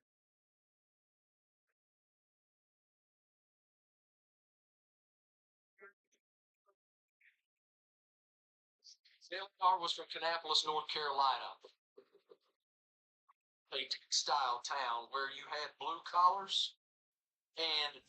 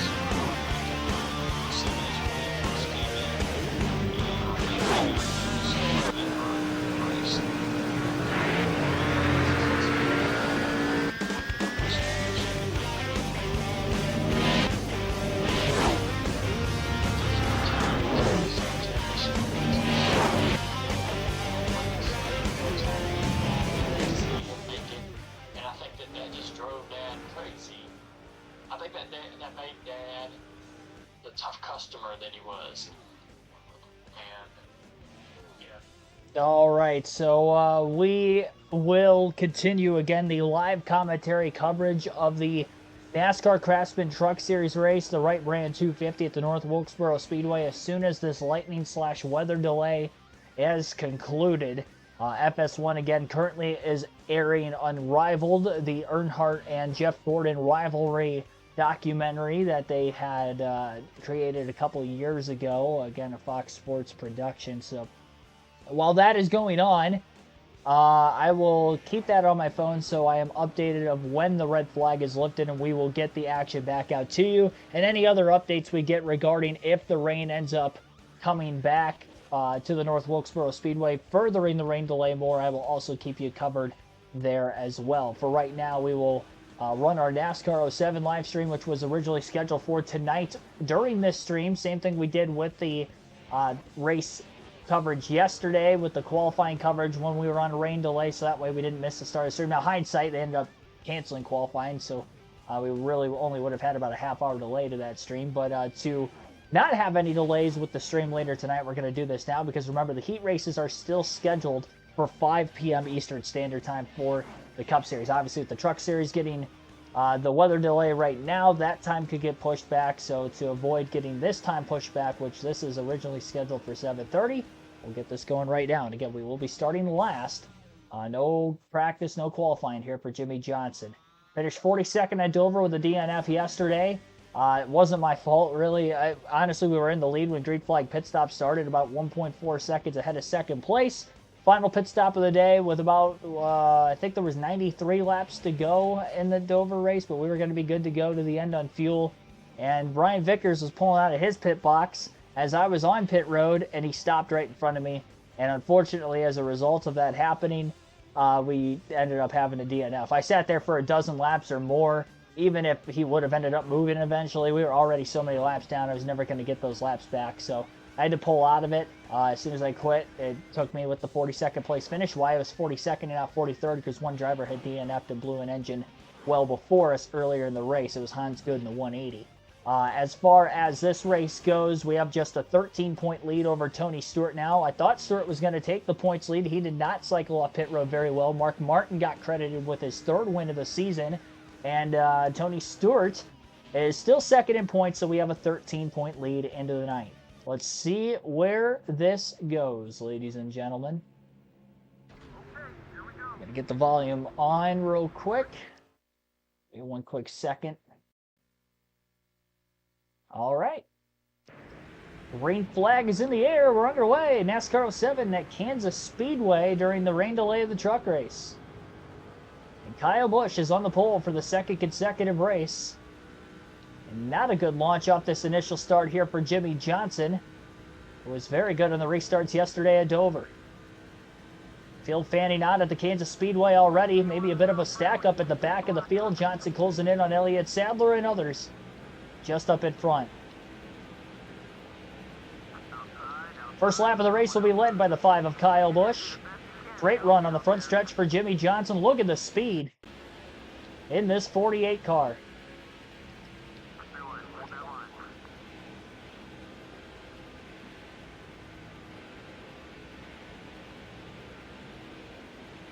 Only 1 win in the last 6 races, although he has 8 wins on the season. 3 wide on the backstretch into turn 3. Very low entry into the corner. It's all the way on that white line. Had to lift extra to make it. Still 3 wide, just up above him. And now going to the apron through the tri-oval is Johnson. Trying to give himself some extra room, and that allowed him to clear the 16 of Greg Biffle for position.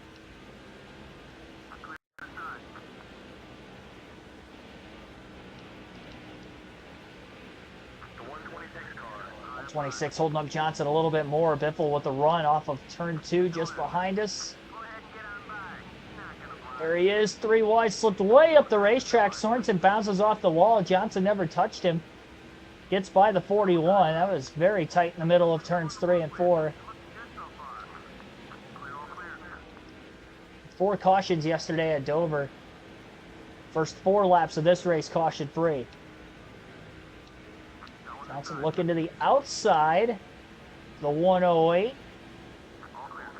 Off turn 2, making the pass. 3 wide just up in front. See Ryan Newman, Hans Good going after it. John Andretti, who finished runner-up 2 races ago at Talladega, was Andretti. Johnson's fastest lap of the race that last time by. Oh, contact with the 10. Pushing hard for everything we can get here in the early laps. Ay, ay, ay. Overdrove the entry that time. It is still a gaggle of cars out in front of us. Still 3 wide.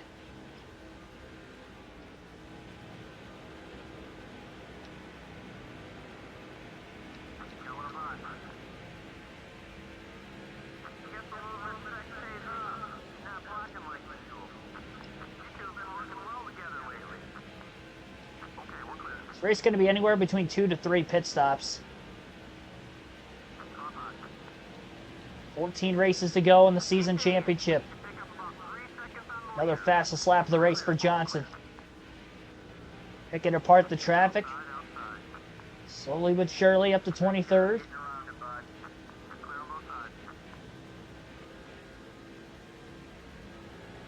This car feels pretty fast just stepping in and going.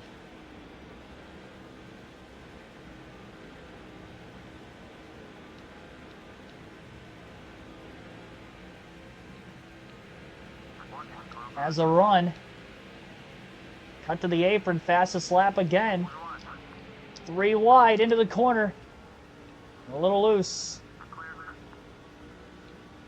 Definitely going for everything here in these early laps. Got way out of the gas.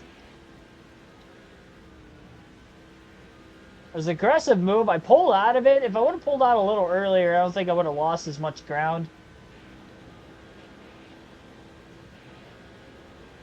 Definitely turned out to be a little bit better than it probably should have been, contact-wise. Kyle Busch running away with it. This is almost a carbon copy of how the early going of that Dover race went yesterday, where he just started up at the front, pulled away, and then once we got the first caution, he lost the lead on the restart and never got it back the rest of the race. Johnson going 3 wide through the tri-oval. Making some passes.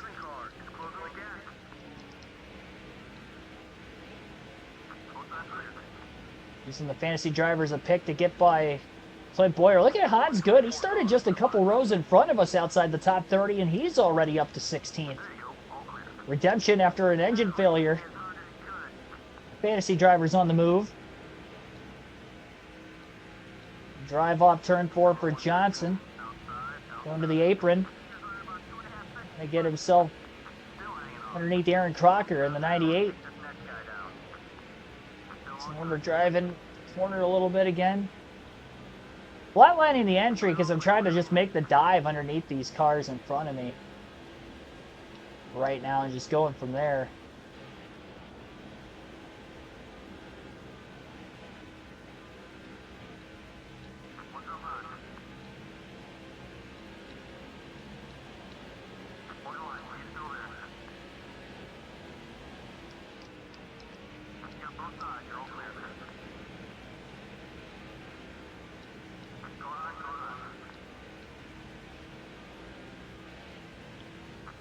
Hans Good to 14th and looking to make a 3 wide move into 3 underneath Kevin Harvick and then the Old Spice car in the 163, and he does. Johnson follows him in the 180 and the 48 now to 12th and 13th.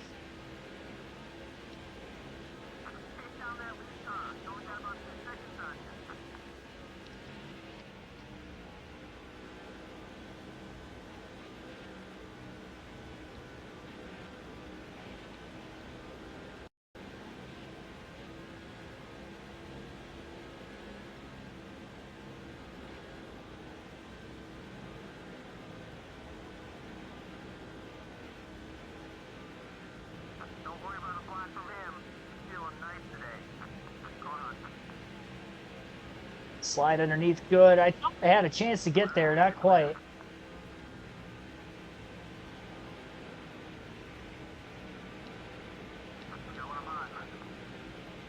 Traffic is still so congested in the middle of the pack, even at lap 14 now.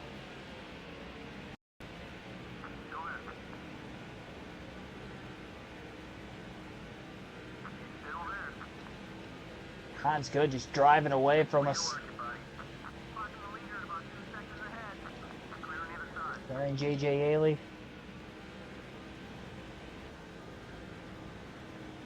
Hans Good's just broken into the top 10.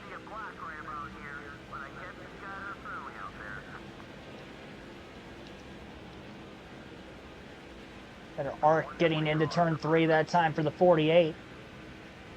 Drives underneath the 8 car of Martin Truex Jr.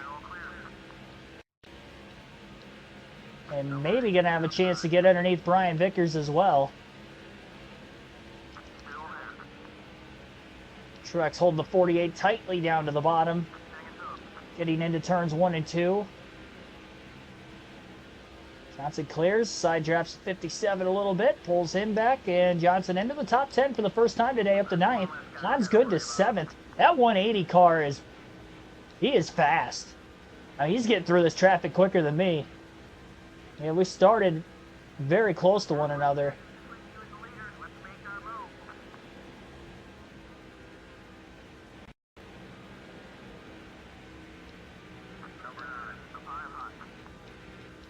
I haven't seen a fantasy driver win this season. The only Busch regular to get a win this year is Kenny Wallace.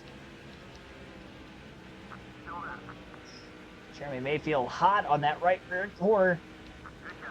48 car Johnson. Jimmy's clear. Up to 8th. So we tried to get Johnson his first career Busch Series championship this season.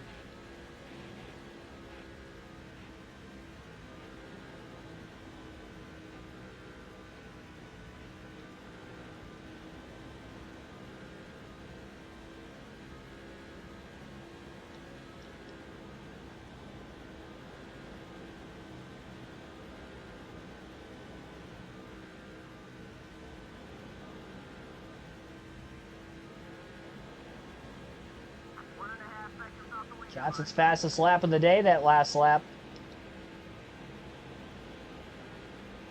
Closes on the back of Hans Good. Good gets a bit tight in the middle of 1 and 2, moves up, and Johnson underneath him.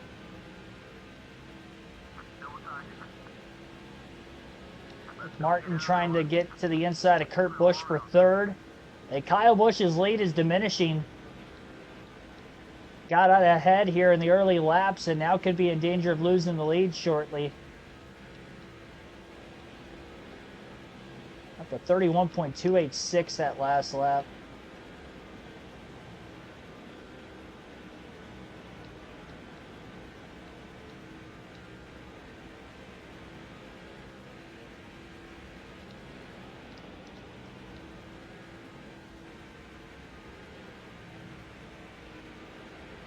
Oh boy, that was close.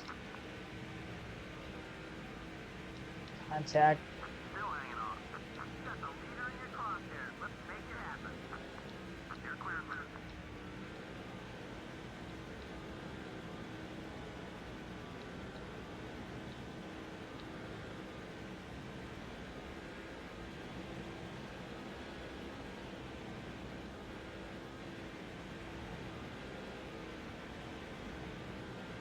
I think that's Tony Stewart in 2nd, trying to get by Busch. Johnson underneath Earnhardt. So Jr. holding this 48 car very tightly to the bottom of the track. Ah, dang. I can't commit. He's holding us so tightly to the bottom. A block back to the outside as well. A little bit more room through 3 and 4, and Kenny Walsh didn't get through that corner very well, and Johnson was able to use the 22 as a pick to get by the 8 of Dale Jr. And Johnson's up into the top 5.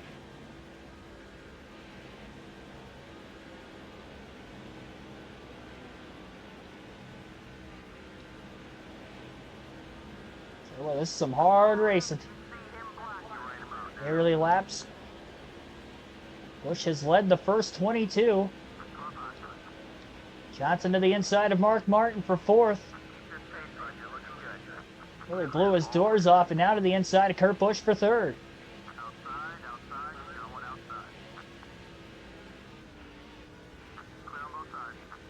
I overshot it. Had to lift way out of the gas to keep it off the wall.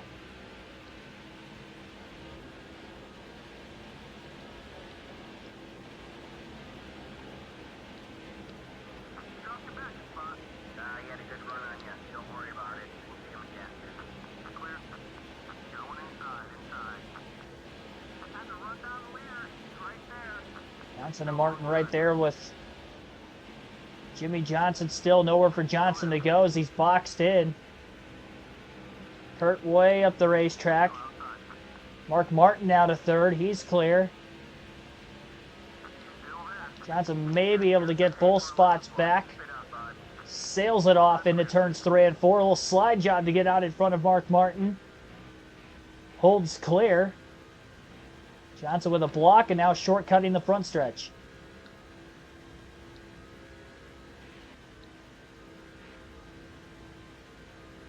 Good little battle for third place there. We'll see if Martin could stay on. Martin has 3 wins. I think they've all come in the last 8 races. Been keeping track of who wins where. Some other season statistics. Had 13 top 10 finishes in the first 16 races this season.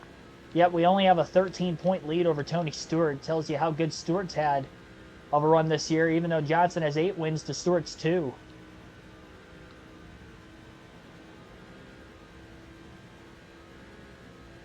Tony seems to be leading a lot more laps than us as well. And he's been all over the back bumper of Kyle Busch for a while, just can't pass that car with the clean air, it seems.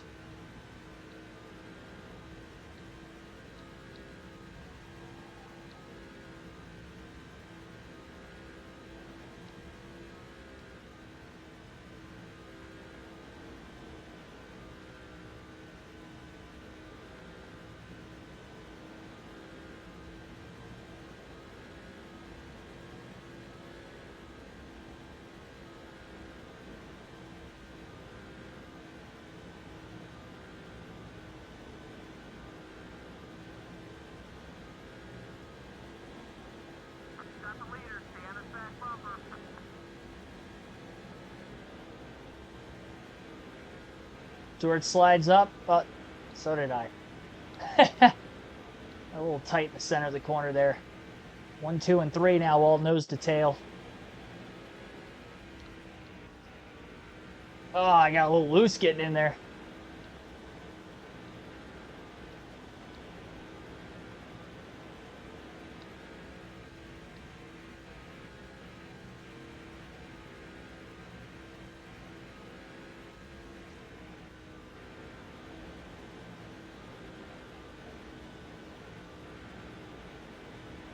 .30 laps in, this time by.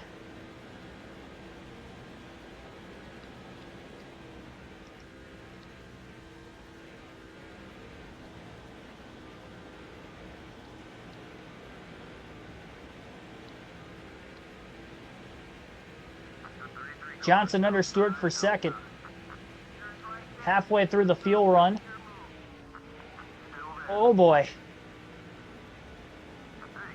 Would have liked a little bit more room there from Stewart. He's still squeezing us. I was as low as I could have been off turn 2. Didn't lose complete momentum. He is not giving me any room at all. And he might actually get underneath Busch.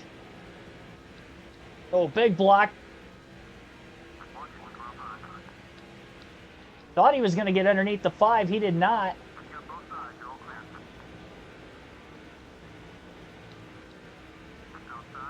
Johnson as low as he could go off turn 2.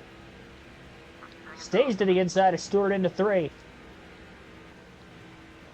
Battle for second is on. Johnson slides all the way up the hill and clear of Stewart for second.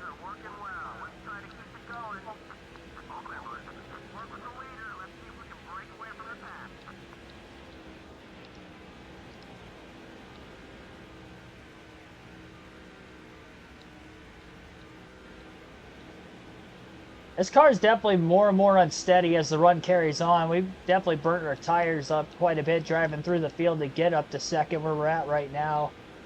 I'm perfectly content with just riding in line behind Busch until the end of the fuel run. Looks like we should be pitting around lap 60, so it is going to be a 3-stop race today. About every 60 laps or so. We get a caution at any point in time. I'm sure everybody will pit.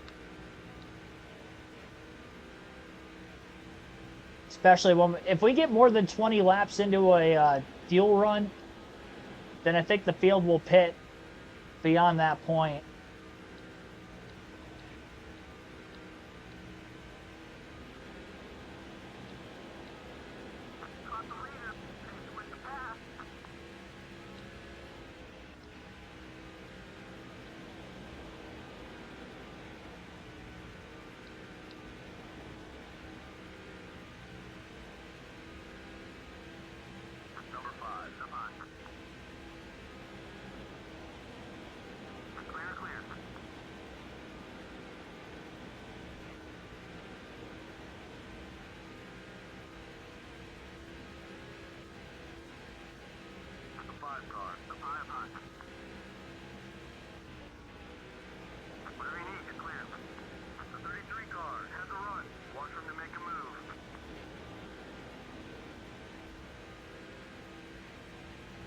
So it is raining at the North Wilkesboro Speedway pretty heavily right now, so that has lengthened the red flag out even more.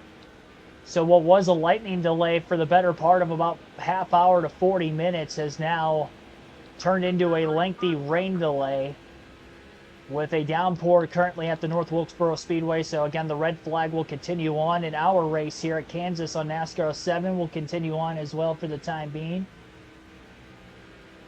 And run off turn 2 here for Johnson. Busch sails it in deep on the outside and holds on to it again.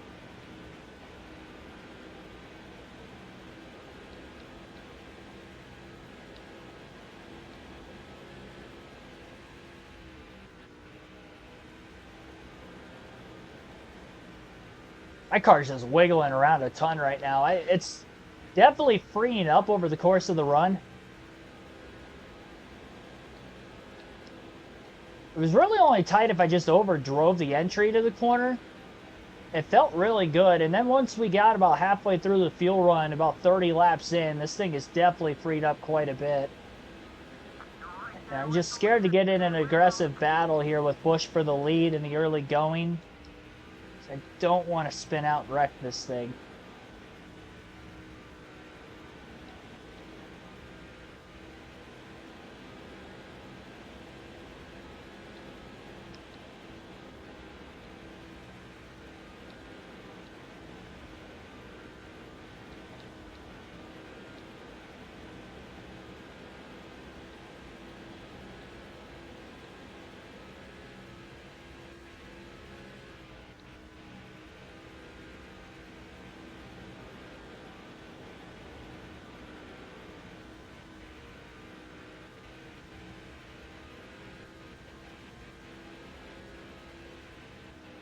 Gonna be getting into lap traffic somewhat soon.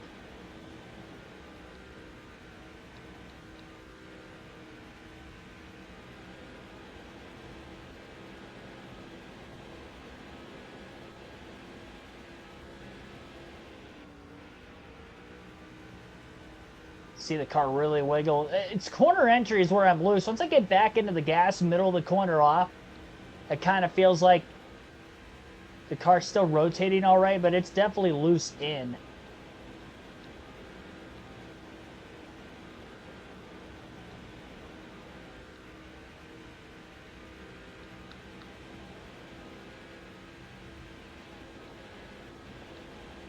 These two are both pulling away from Tony Stewart. I wiggled big time. Catch it way to the outside. Busch gapped us by a couple car lengths. Off turn 2.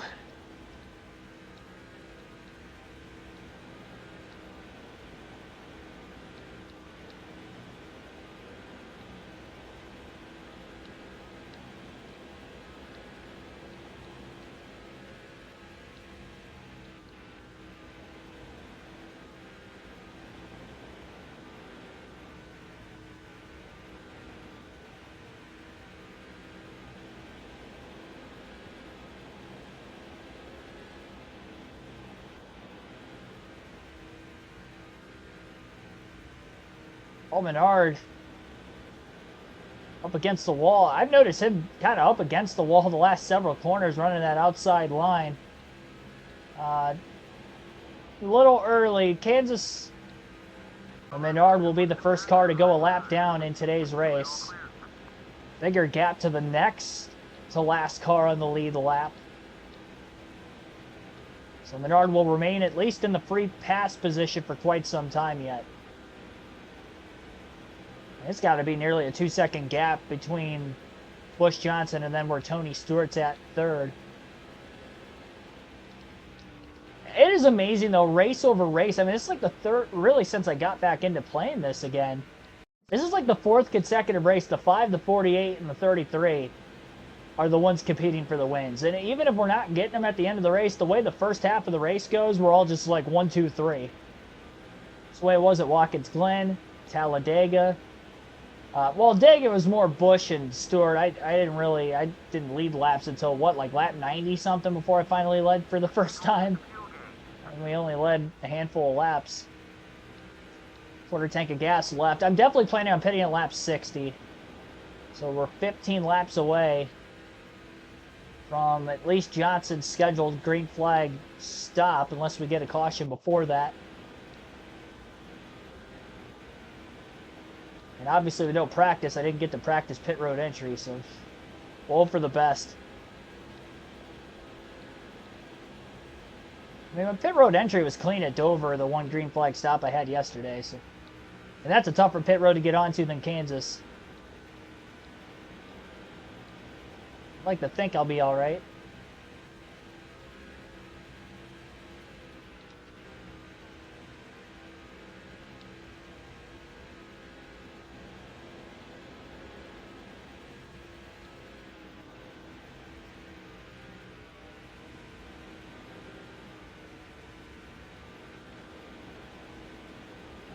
Almost to lap 50.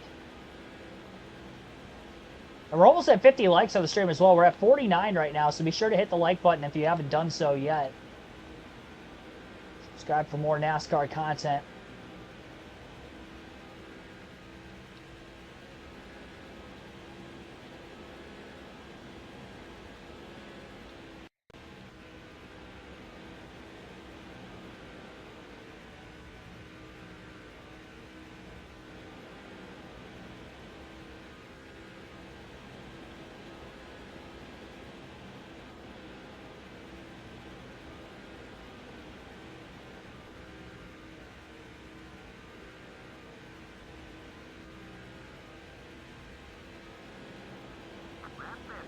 Going down to the apron as many times as I did. Start of the race probably burnt the tires off of it too. I'd have to assume. 192 car will be the next to go a lap down. On the Go C-Load, thanks for tuning back into the stream, my man. Don't think they're going to get back to racing. Yeah, it doesn't look likely. I know it's definitely downpouring at the track right now. Oh boy. Bush got held up big time by that lap car. I thought it was the 192. Sorry about that. It's the 108. We'll get on by. Almost ran into the back of Bush. I didn't lift, but I was like all over him. Ended your stream? Yeah, we're going to wait ours out just in case. Until at least there's official word. Well, even then, I'm still going to finish this race on the stream, even if we do get official word. And we got the heat races coming up yet. At 5 p.m., potentially. And fuel tank getting close to empty. Our scheduled pit stop will be lap 60. That will not change.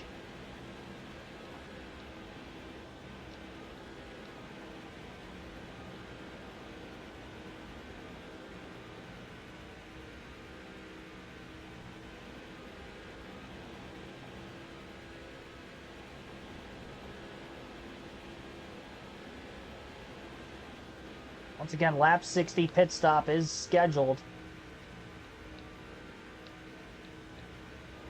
for Jimmy Johnson.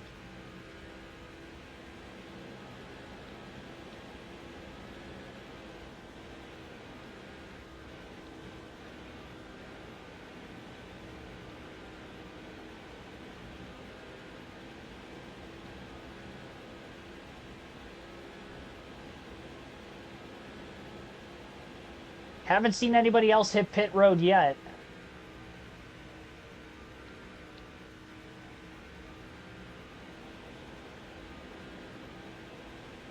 Push the trucks to tomorrow. Yeah, that's what I'm thinking. I know the weather's clear tomorrow.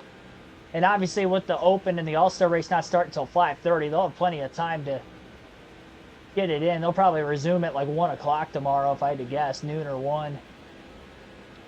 Still get done in plenty of time before the All-Star Open. They would probably abort the heat races, though.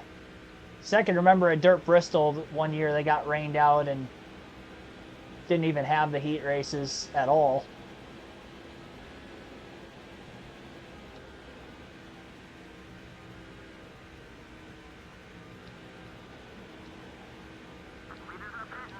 All right, so we got some of the leaders coming to pit road. It looks like whoever was in 4th place might have been Mark Martin.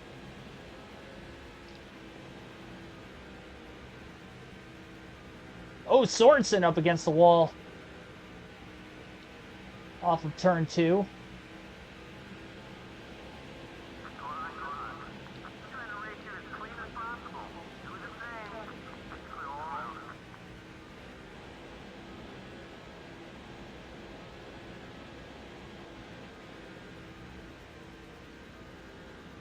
Oh, I was wondering if that was going to happen.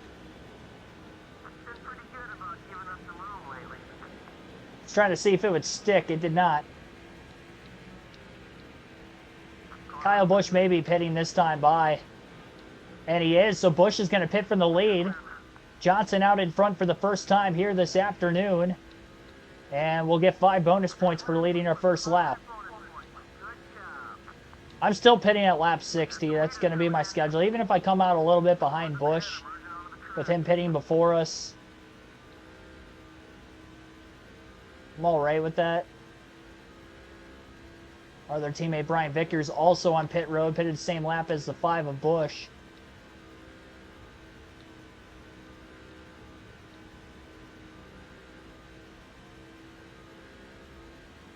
Frequent through the night. I know the hour by hour when I checked earlier, even before the stream, the percentages were still like up in the 30s and 40s through the night, so it's kind of going to be spotty, I think, for the rest of the day.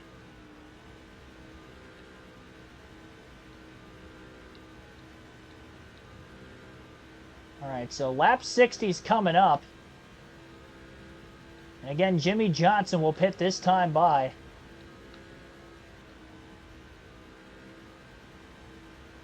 At least we still had some clean air.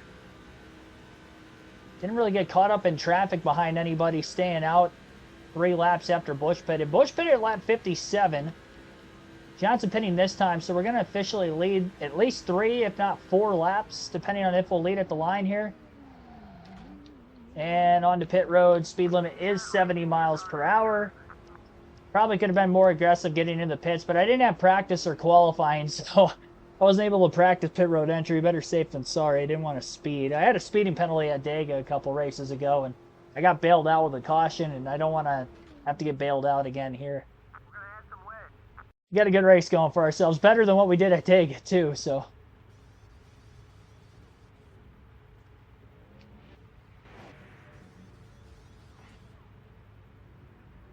Here we go. See where we're gonna cycle. Jeremy Mayfield's still on the track. There's still several drivers that have to pit yet.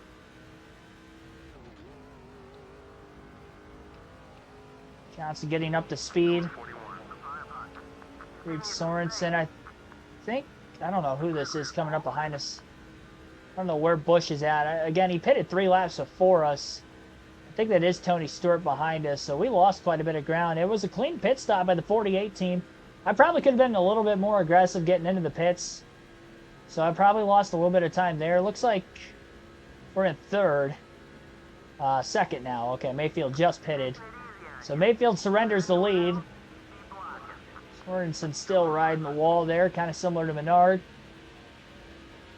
Busch in heavy lap traffic. Johnson, once he gets by Sorensen, has a ton of clean air and is going to try to run the 5 car down. So we remain right where we were when we started pit stops, at least position-wise, but Obviously lost a couple seconds to Busch with Busch pitting 3 laps before. I mean, he was probably a second a lap faster on the fresh tires. That was probably the difference there, but I was committed with pitting at lap 60. Better safe than sorry, especially with Mayfield staying out as long as he did. I didn't want to get trapped a lap down. This guy coming out of the pits in a bad spot for me. Gonna have to pass him on the outside. And clear.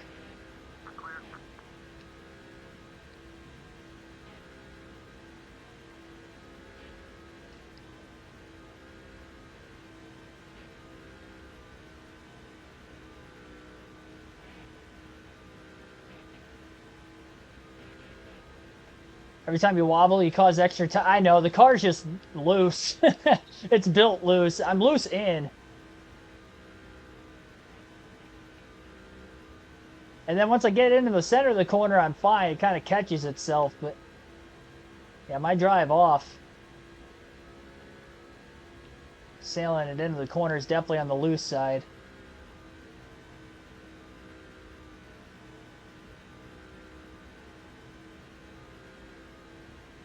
This game in general, though, I tend to wobble more than others.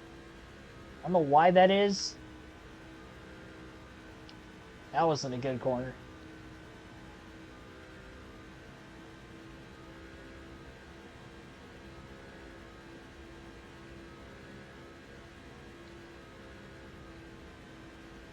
It's loose, but it's not like, it's not overly loose. Loose is fast if you can hang on to it, and we've done a pretty good job hanging on to it so far. Now I just got to get through the lap traffic better than Busch, which I haven't had to hit the heavy stuff yet. And it's allowing me to run him back down. A couple tenths a lap quicker. 2.5 seconds back. Third of the way home. Again, 2 more pit stops you have to go in this race. It's still caution free. Had quite a few yellows the last several races. We had 4 at Dover, and we only ran about 107 laps before our DNF there. Oh boy. That's going to wear the tires out a little bit too. Contact with the lap car. And that's definitely not getting through the lap traffic quicker than Kyle Busch when you do something like that.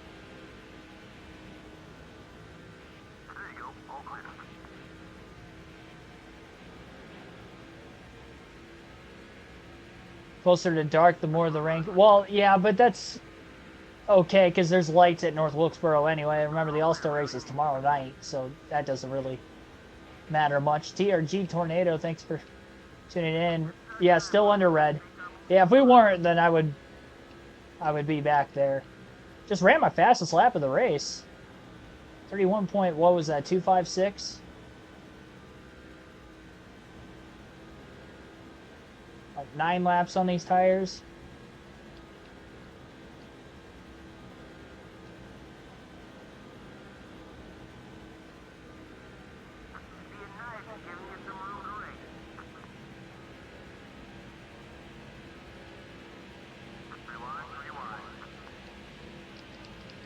Pretty wide under the lap traffic.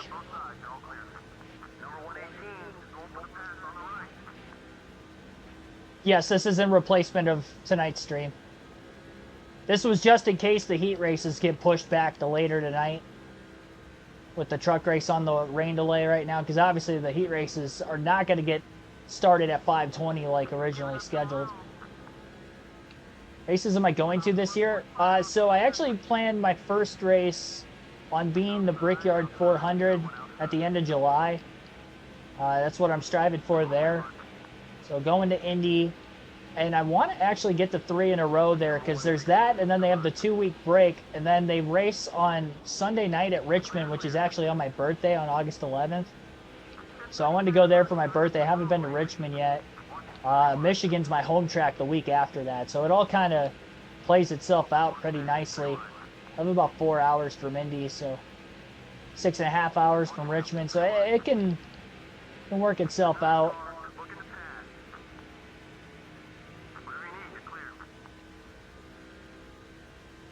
So those will be the 3 at least in the summer, and then maybe a couple real late in the season as well.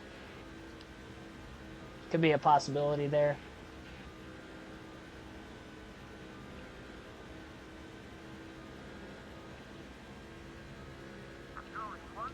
Doing Nashville, Bristol, Daytona. Awesome.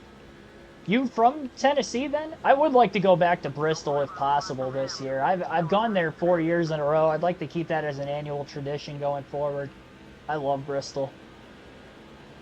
But the race they had there earlier this year too, it made me wish I went to that one, but yeah, if I can make it back to Bristol again this summer, end of summer, September, early fall, I would love to. Alright, well, we're down to 0.8 of a second off of Kyle Busch, and I don't think there's any lap cars between us for the moment. He's still got 2 more that he's working through as of right now. Oh, you went to the 500. Oh, my bad. I was reading wrong person.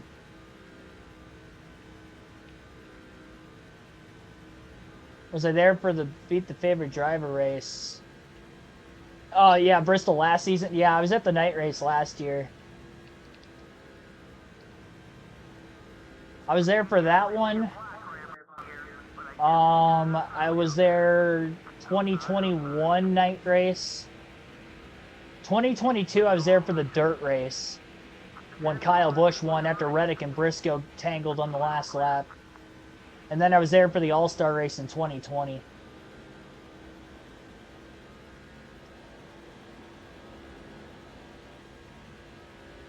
Oh, Johnson's ran Busch down. And, oh, geez, overdrove that pretty badly.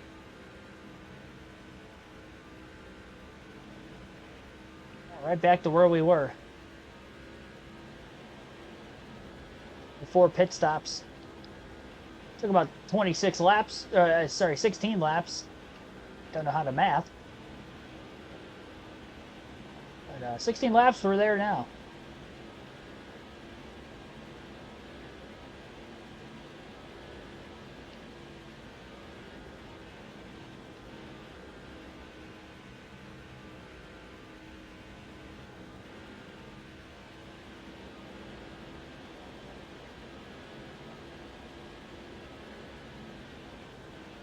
In the same turn as me. Yeah, I was in turn 1 last year. Every time I'd gone, well, I was in that same spot for 2020. So I was in turn 1 for the All-Star race in 2020, but we didn't get to pick our seats for that. You were just kind of placed wherever because of partial crowd. So I was turn 1 there, which is what led me to go and sit in turn 1 again last year. And I was on the front stretch up towards the top of the grandstands, really close to the start-finish line for the dirt race in 22 and then the summer race in 21. These are kind of my 2 spots I'd like to stay consistent with, if at all possible.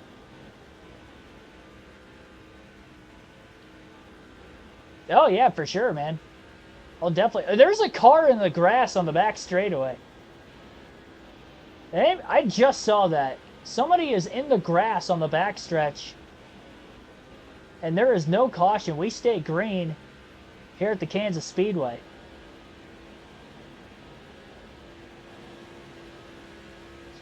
If you look down on the back stretch, you can faintly see a bright yellow car. I wonder if that's Paul Menard, who was riding the wall earlier.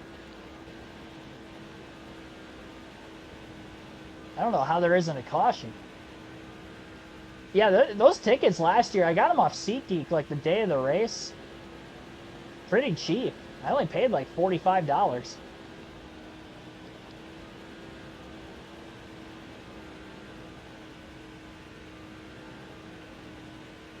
I actually paid more for the Xfinity race the day before because I bought them off of Bristol's website. I think for those I paid like $70.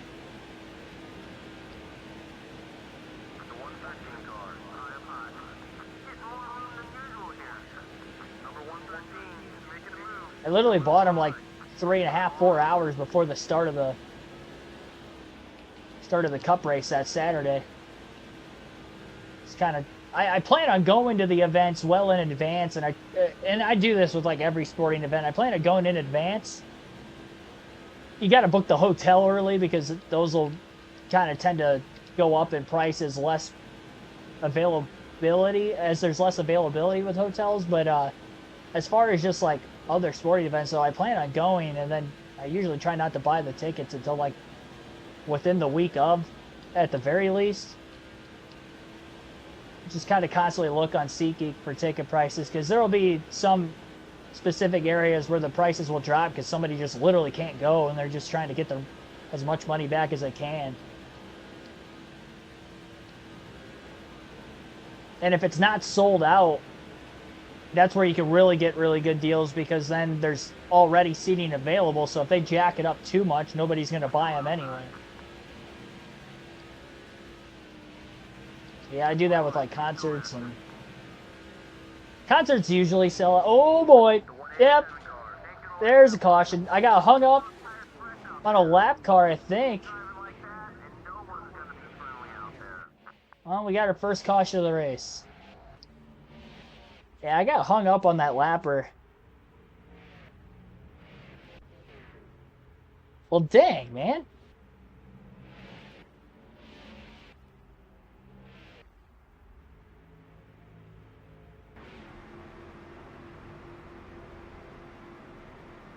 Gonna have to pit, and everybody else will be coming down also. 4 tires and fuel, our second stop of the day, and our first caution at the Kansas Speedway.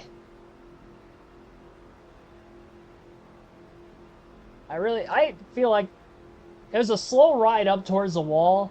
There's definitely damage on the right side that needs to be fixed. I don't think I hit it as hard as it might have looked. It happened in such slow motion.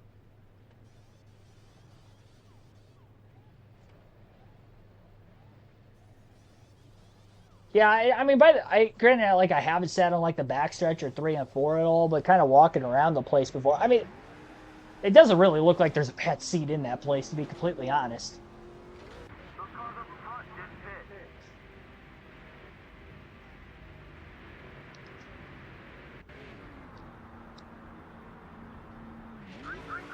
All right, well, green flag. Lost a few spots on pit road, and Hans Good has cycled to the lead through the pit stops.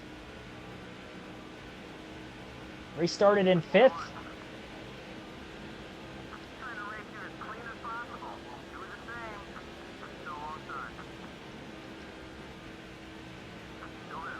Really just trying to stay out of everybody's way.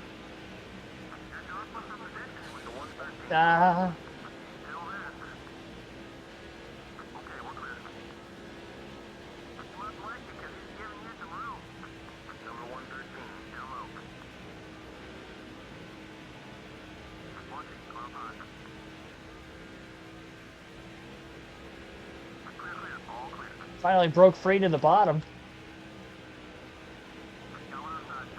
This is a mess. Hit 3 wide for the lead up there.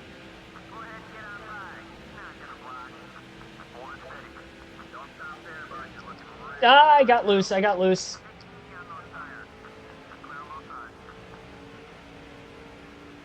We're okay. We made it.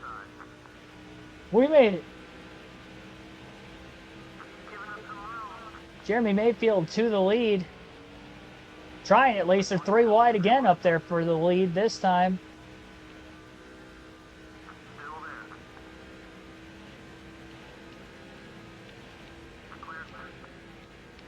Oh, we got a checkup going into turn 1. At least on the outside. Inside lane's still open.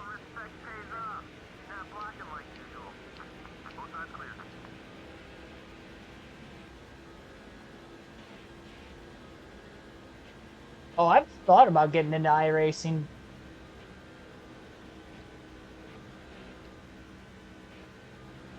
I'll probably pull the trigger on it someday. Just, it'll be a while from now.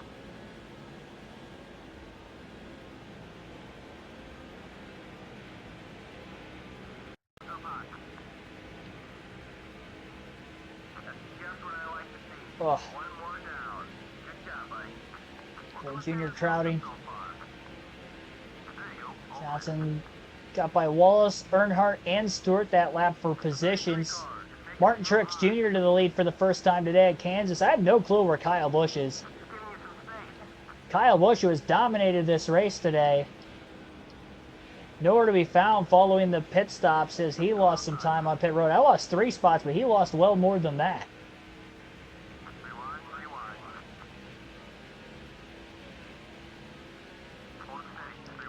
What are we doing here?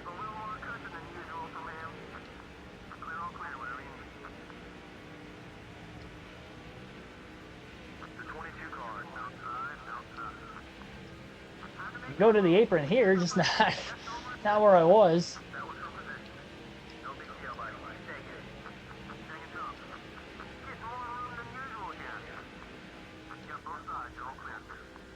Nap time West Coast game tonight. Or maybe they'll be up 13-0 in the middle of the game again, and you can go to bed early.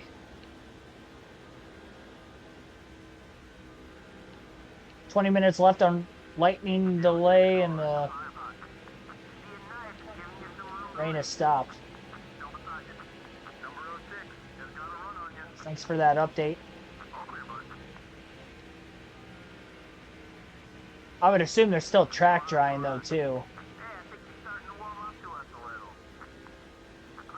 I mean, it was literally downpouring like 60 laps ago from where we're at in this race. So I'd imagine that they're nowhere near done track drying.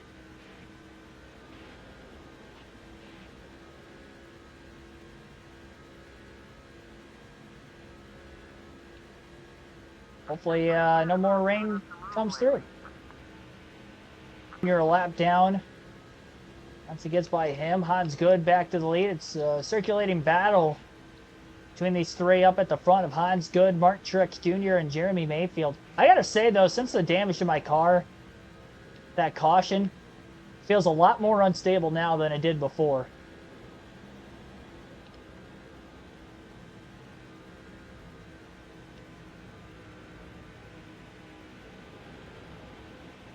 Weird thing is it feels looser now than what it did before. Johnson under Mayfield.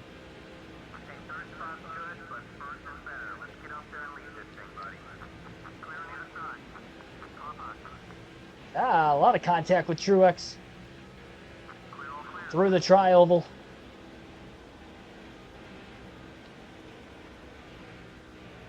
At 98, Hans Good again is your race leader. What a major upset this would be if he can go to victory lane today. He had a fast car though.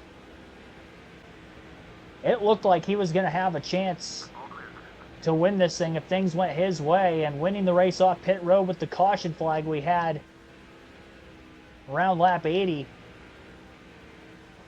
And here he is, middle of the race and leading at the Kansas Speedway.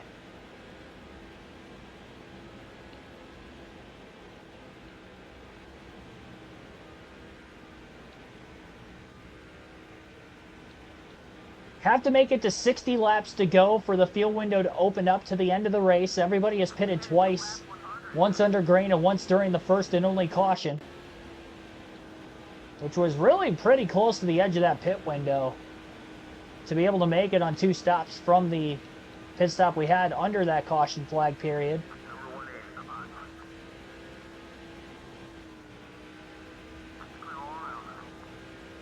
Mark the corner off a little more, kind of clip the apron in the center.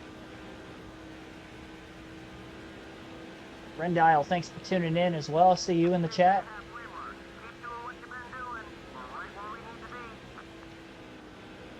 I have a feeling Kyle Busch is going to get up here at some point.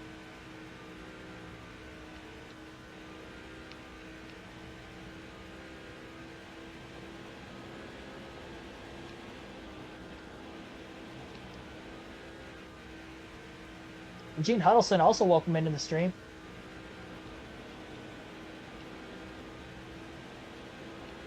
Oh, we are halfway home. Now a lap past halfway. I'll tell you what, even in the tri-oval, this thing feels very loose.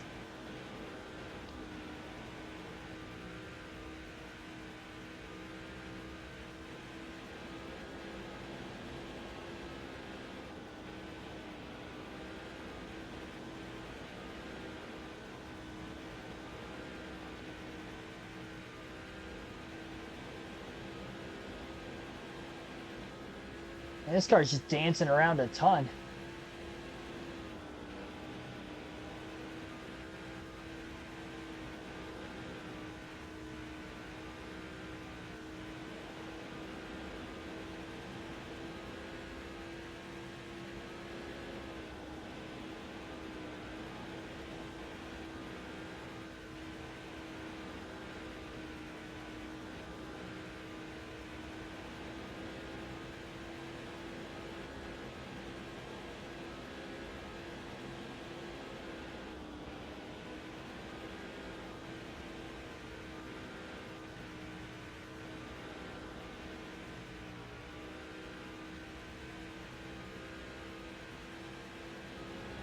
I'm glad I at least started this race now if it does clear out for the truck race so we can this in again. This was scheduled for 7:30 tonight after the heat races for tomorrow's All-Star race because those were originally scheduled to go green at 5:20.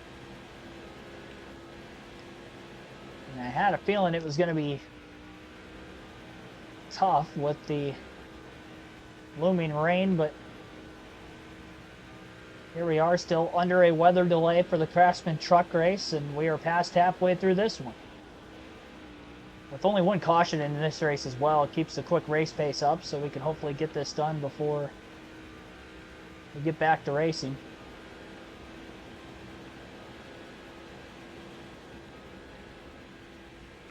We'll swap back to Kyle Busch. We'll see where he's at in the running order. He is currently in 11th, 6.5 seconds off the lead.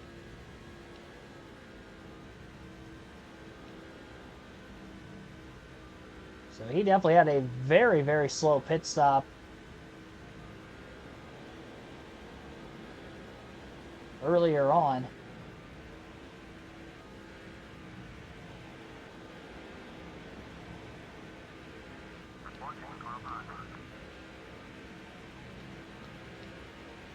By the lap car, Danny O'Quinn Jr. there.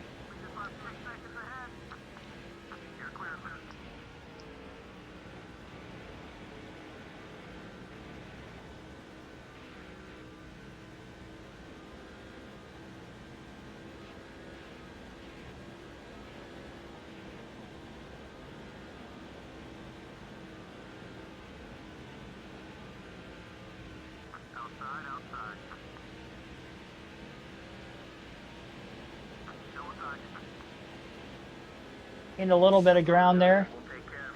Ryan Vickers in 12th place, one position behind Kyle Busch.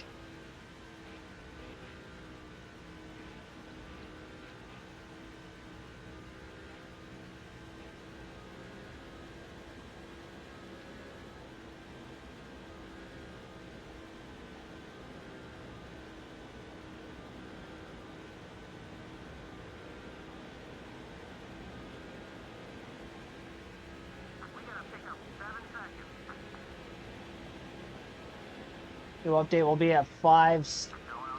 Still raining and lightning at the track, so it sounds like it stopped raining briefly and now it's raining again from what you just said in the chat, I'd assume.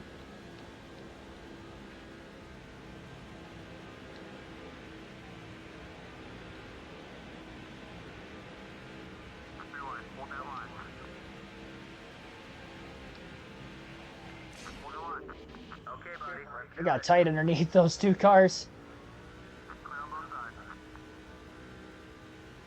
Tell you what, Hans Good is digging. He wants his first career Busch Series win. And after a DNF with good momentum brewing, he had back-to-back top 10s before that at Watkins Glen and Talladega. In Dover, he just never had a fair shot. Blew an engine in the first half of the race. And not to mention, these are the two cars that were 43rd and 42nd at the finish of Dover because of DNFs. And none by the driver's fault on either side.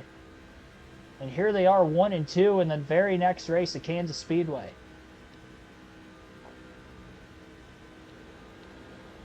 Still not sure exactly where Tony Stewart cycled in the midst of his pit stop under caution.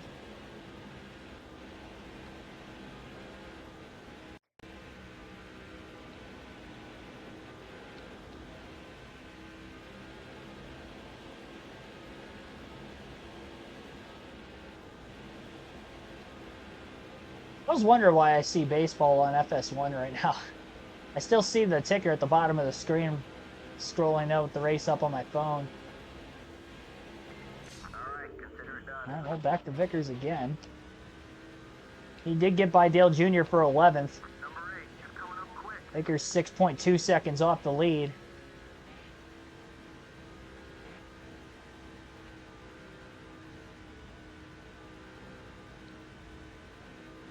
So lap 140, the fuel window will open to be able to make it to the end.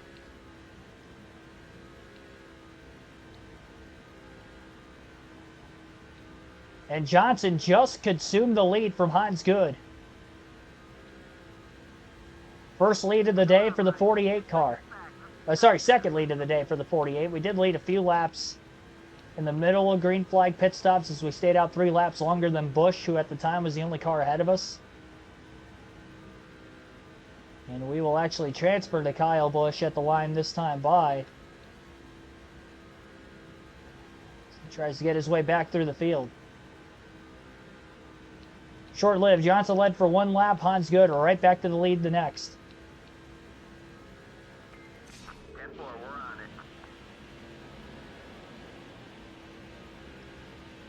Push to the inside of Aaron Crocker for 9th. And he'll get past her. It's Elliott Sadler. From the back bumper, it looked like that could have been Tony Stewart just ahead of us. It was not.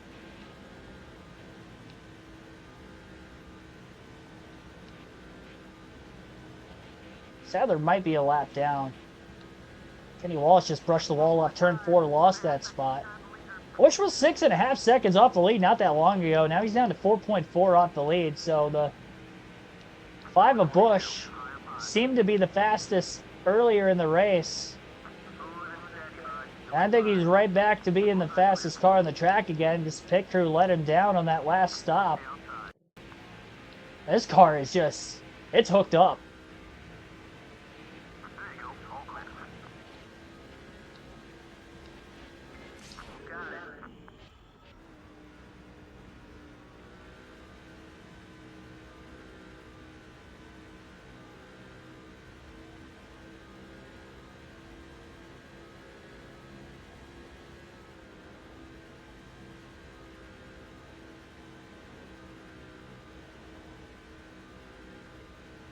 One more of those field passes left to get through in this one.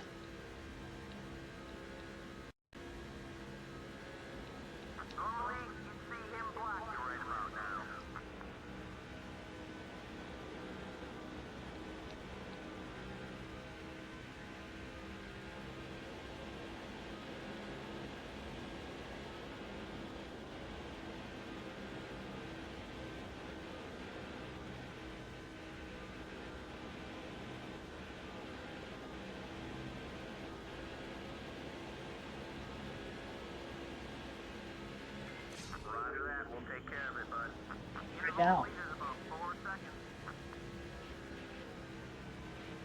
Busch in 6th. I believe both these cars in front are for position.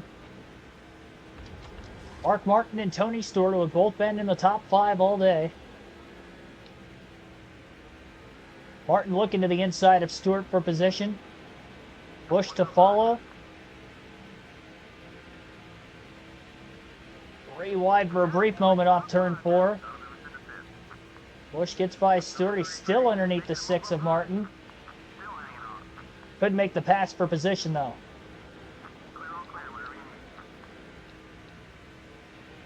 This car's got a lot of grip, too. Not as loose as mine. Both before and after I hit the wall earlier. Busch to 4th.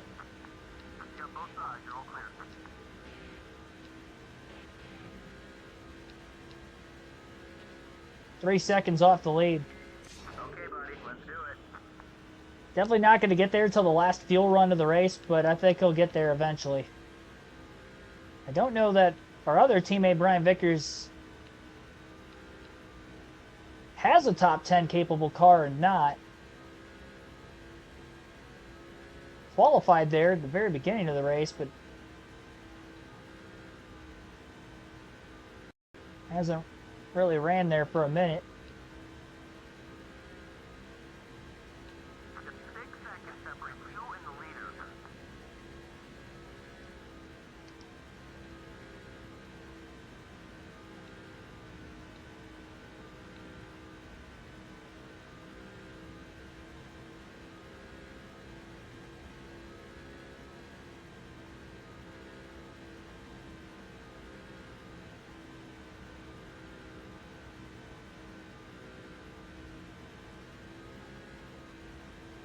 This car's a lot looser off the exit of the corner. Mine's looser more on the entry with Johnson. Past halfway through the fuel run, here we are. Lap 123, we're less than 20 laps away from our final pit stop. Or at least the opening to be able to make it on fuel to the end. I'm not going to pit right at 60 to go. So my fuel take is that low. Just in case we get a caution again, we can just pit during the yellow.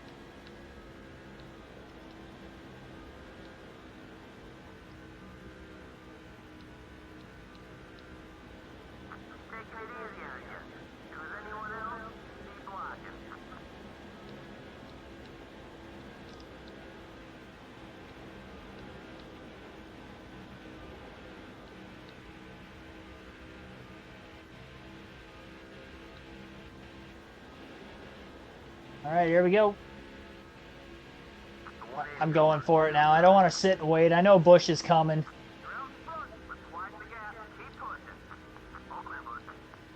Kyle Busch is coming. Jimmy Johnson knows that. So he'll make the pass for the lead on Hans Good. And after sitting and waiting most of the run, car feels at least stable enough to make that pass. Busch is battling for third right now. I can see him faintly back there. Johnson just ran his fastest lap of the day, a 31.061. I don't even think I ran a 31.1 in this race. I think my fastest lap was in the 31.2s before that. Well, I mean, sure enough, it was the first lap I've had like clean air on not extremely old tires, so guess that checks out.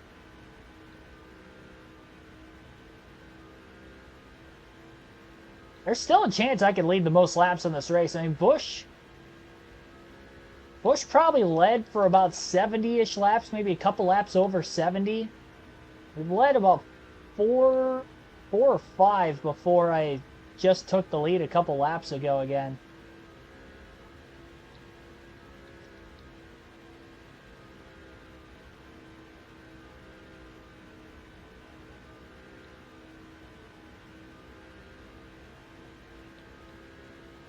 Honestly, this car's probably going to handle better now than what it was when I was just riding in line behind the 5 in the 180 when I was.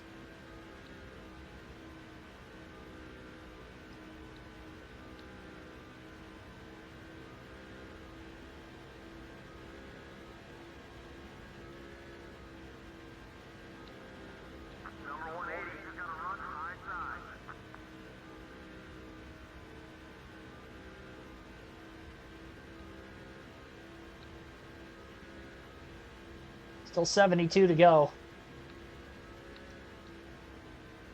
Long ways left in this one. A lot can happen. I would like this to stay green to the end. I don't want to caution letting Kyle Busch just get up here on the restart because he's fast. And he may even be up to third place now. I really don't know for sure, but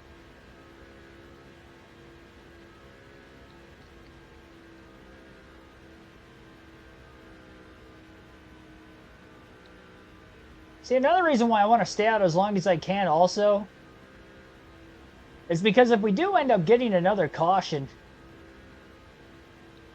and everybody stays out because they're able to make it on fuel to the end, I would have the oldest tires because they're not going to pit at lap 140.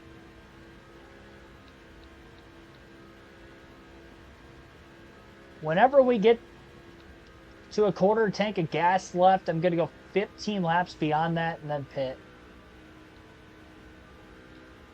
So that's going to be my call of when I'm going to bring it in. So we're definitely going to go past lap 140.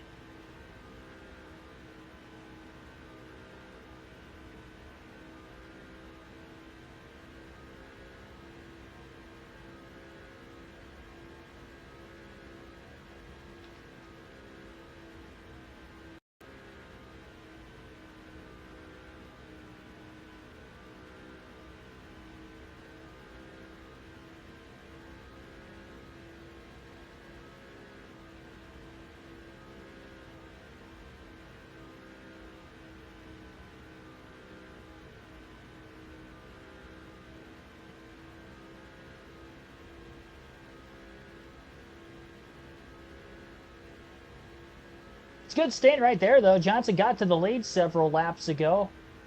Almost 10 laps ago now, but not really pulling away at all. Just maintaining that 2 to 3 car length lead. Sounds good, not breathing down the neck of Johnson either. Just trying to stay close.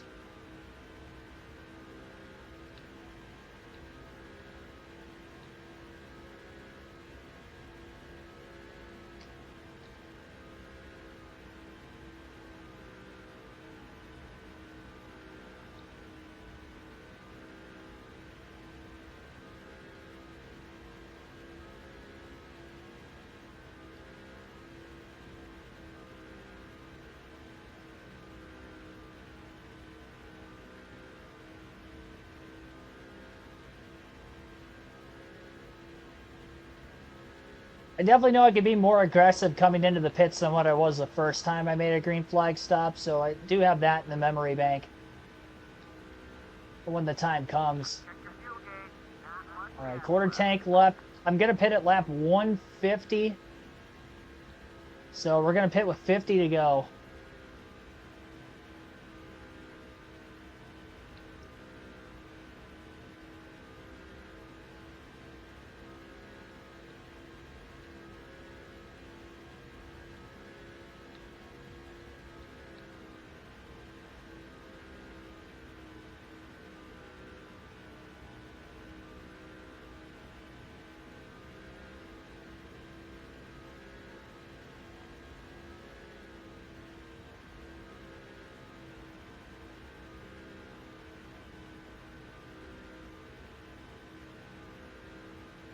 Who voted for the All-Star race? I did.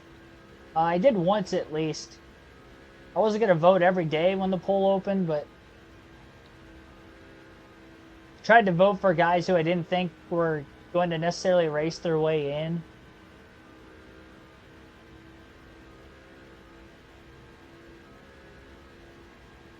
I think I voted for Hocevar. Who else did I vote for? Josh Berry. I think I voted for Bubba Wallace. Austin Cindric being a Penske guy, and then there was it Harrison Burton, I think? 21, just because that's another Penske affiliated team. I'm pretty sure those were the 5 I voted for. I feel like Bowman and Gibbs are going to race their way in.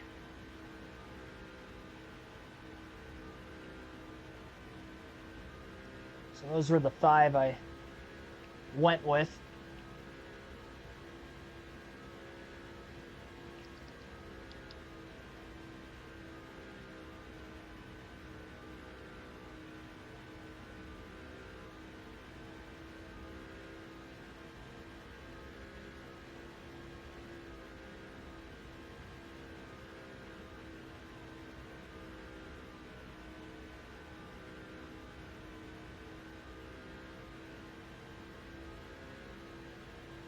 There we go, windows open.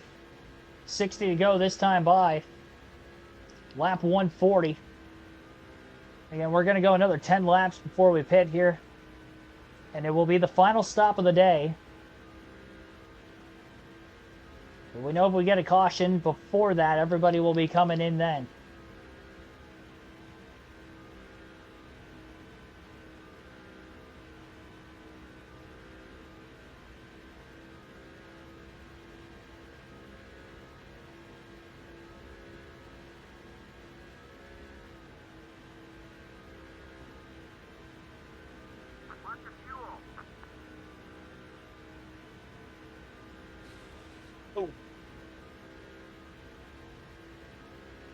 That hurt a little bit.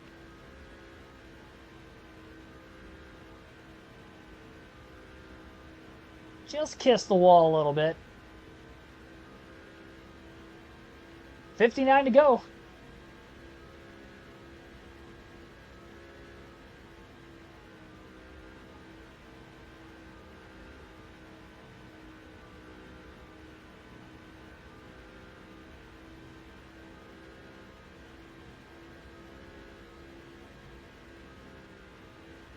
Oh, truck race moving over to FS2 now. One car blowing an engine. And Hans Good just hit pit road. Looked like it might have been Reed Sorensen that blew an engine, but I'm not entirely sure. If it wasn't him, it was probably a fantasy driver. Right as some of the leaders were trying to get to pit road, might have been blocking the entrance off just a bit. But again, the fuel window's open to make it to the end. 58 laps to go, and we have some drivers pitting. I know the heat races for the All-Star race were supposed to be on FS2 anyway.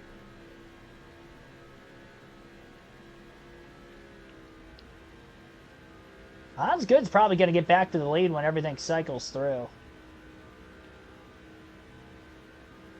I would have to imagine.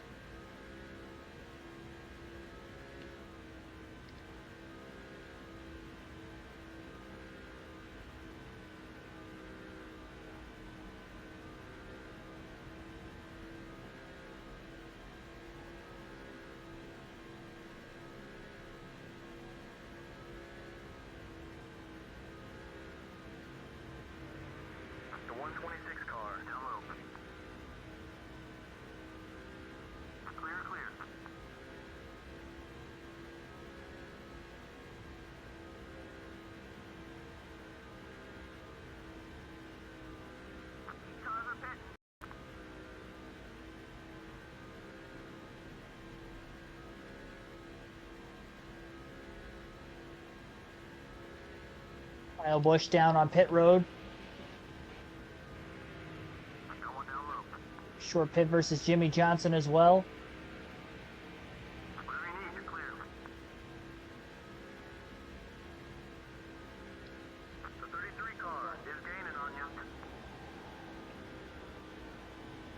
Oh, arrow loose in the middle of 3 and 4. The other 33 car in the field, Ron Hornaday, who just came out of the pits, cycled right behind us. Kind of taking the air off my rear spoiler there a little bit. Felt more free there than it was on entry in the run before that.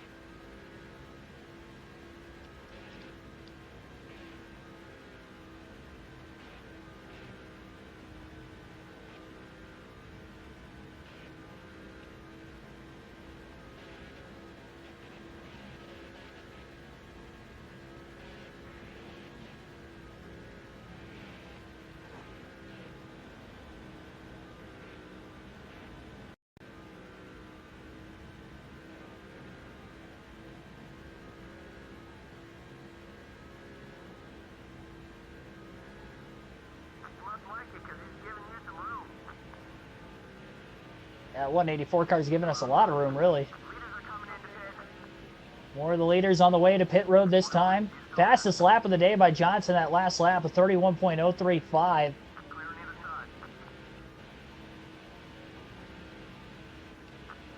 The very end of a tire stint as well. That was pretty impressive.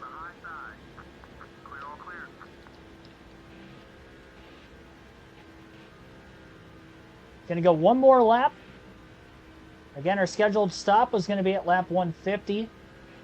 We'll stay true to that. And Johnson's the last car in the lead lap that still has to hit pit road. Oh no! Ran it out. Oh, don't turn us. Hornaday stuck behind us. Cars whizzing by to the outside. Ran out right in the middle of turns 1 and 2. And having to coast it all the way back to pit road. Well, I put more fuel than I thought I was going to in the back half of that run. That's going to cost us a lot of time. I think we'll still be alright. 4 tires and gas here. No adjustments. So try to bump the scratches out of the right side from hitting the wall 1 and 2 earlier. It looks a lot better than it did. Most of that was fixed on the last stop. Oh, caution. That's going to save Johnson big time. I think we're still going to be in the lead. Caution is out while Jimmy's on pit road. That is a blessing in disguise right there. We want to talk about getting bailed out with a yellow. I was going to lose a lot of time there, but I think I'm still going to be in the lead. Oh, wow. One car on his side. Oh, it's Brian Vickers, our teammate, too. Vickers is nearly upside down at Kansas.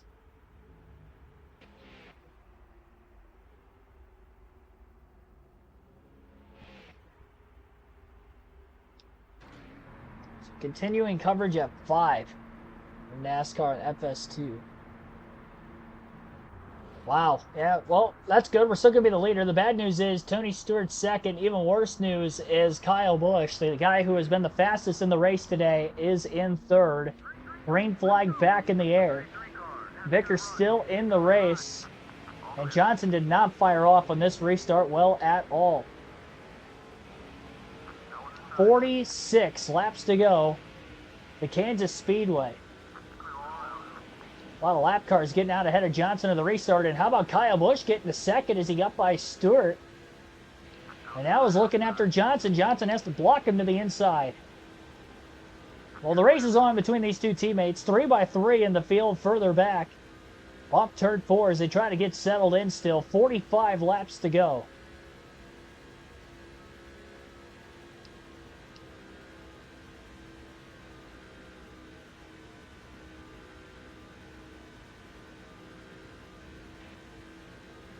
Good news is we kept the track position. The bad news is, though, is Kyle Busch is in second place and has a faster car. Really got to try to keep him at bay as much as we can. A little smoke off turn 4. Somebody might have gotten into the wall behind us. And going into turn 1, it looks like there's a little bit of dusting as well.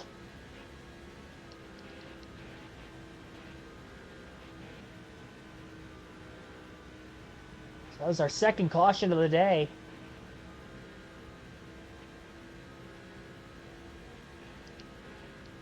Not sure how it started, but we saw how it finished. Brian Vickers on his side.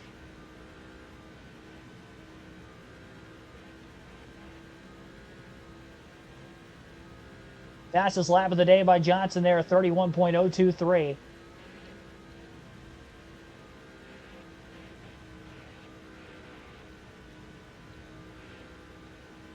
Great lap. Keep running lap times like that, I might be able to maintain in front of Busch. I just don't know if I could keep that over the course of the whole run. And the good news is I only have to go 46 laps on these tires to the end of the race instead of a full 60. So there's something to be said there.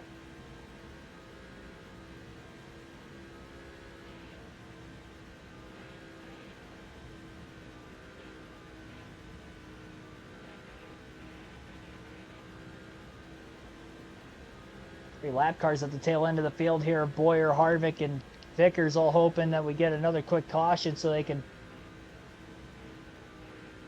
maintain at the tail end of the lead lap after getting by the leaders on the restart with, of course, the restart procedures at this time in NASCAR. They all line up on the inside lane. I want to know if I could drop into the 39s before the end of this race.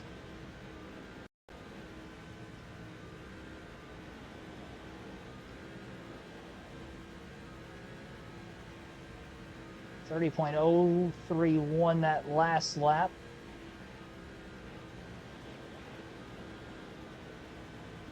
This traffic is not going to be easy for Jimmy Johnson to get through. Our third of the race. Cautions breeding cautions late at Kansas. And it's going to be debris off of J.J. Yaley's number 18 Joe Gibbs Chevrolet.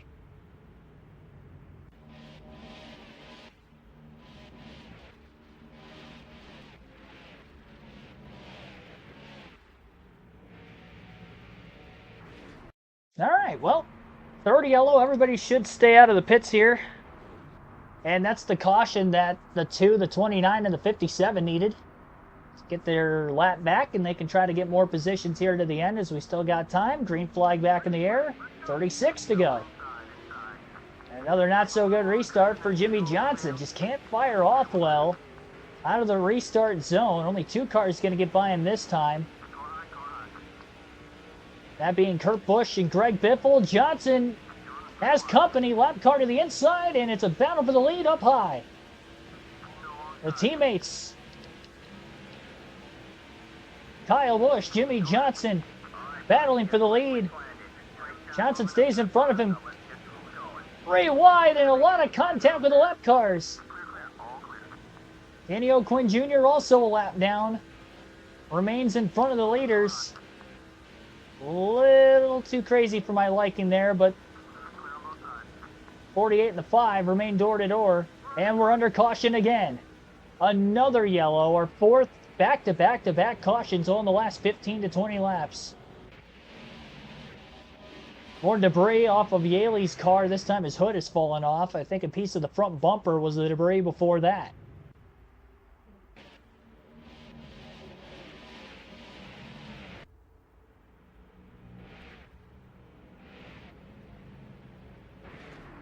Still raining at North Wilkesboro, seems to be the case. I know they're still under red at the very least.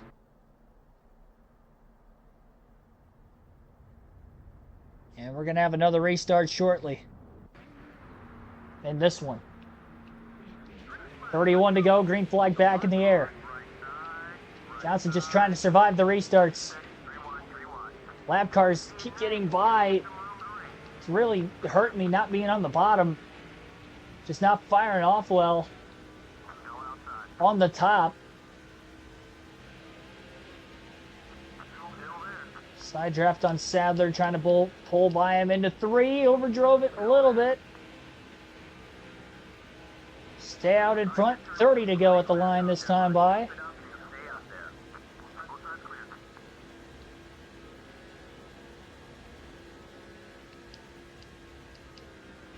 Yeah, NASCAR's not even on the air right now. They have baseball and FS1, and their coverage will be moved over to FS2 at 5 p.m. with the start of the All-Star Heat Race coverage. Obviously still red flag during the truck race. Jamie McMurray going to go lap down again. Hans Good, I think, is up to 2nd just behind us. He got by Kyle Busch somewhere on this restart. Here we go. Johnson trying to get the clean air on the 117. Door to door off turn 2. Why is he side drafting me? He's trying to stay on the lead lap. He's not going to be able to. Johnson clear. Clean air again for the 48 car. 28 to go.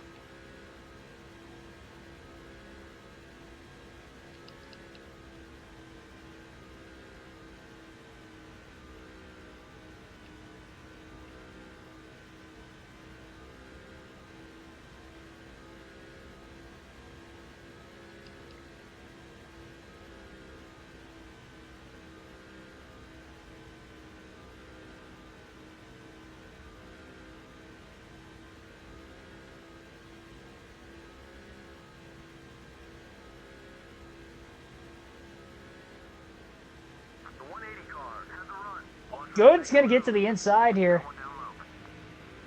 Hans Good trying to get back to the lead at Kansas. Johnson not going to give it up. Jimmy trying to pinch him. Side by side for the lead.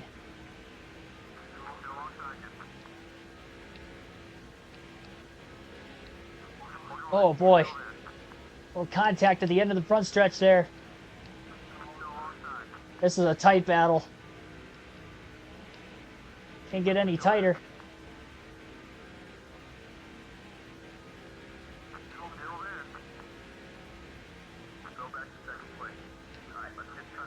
Off the exit of turn 4. Good is clear. Back to the lead. Johnson off the high side trying to carry the momentum on the front stretch. He can't.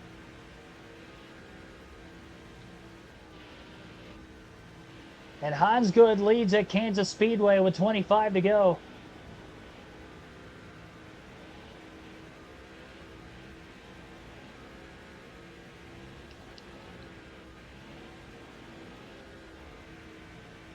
Kyle Busch still waiting back there as well. Johnson to the inside of Good off turn 4, and now Good's going to try to pinch the 48 car down low.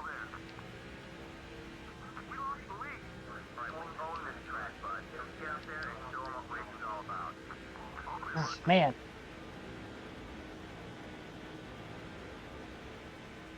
Not giving a lot of room here. Johnson going to try the outside. Good up to take the line away.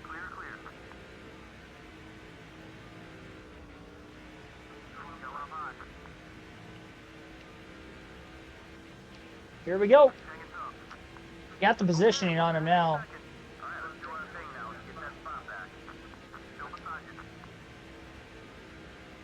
Johnson with the slide job is back out in front. Off turn 2. Sadler with a run low. Johnson to block. I think Sadler is on the lead lap in the 90. Or he started at the tail end of the field as well. All the top 3, if Sadler's on the lead lap, started at the back of the pack today. The 48, the 180, and the 90. And they're all up battling for the win with 21, make that 22 laps to go.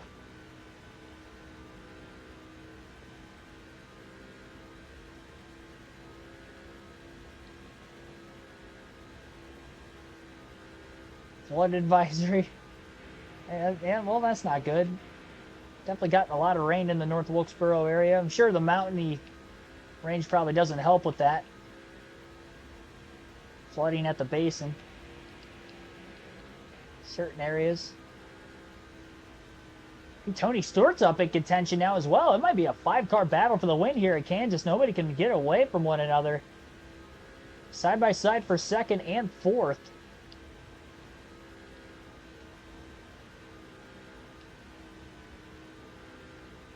Like there was a lot of contact off turn 4, but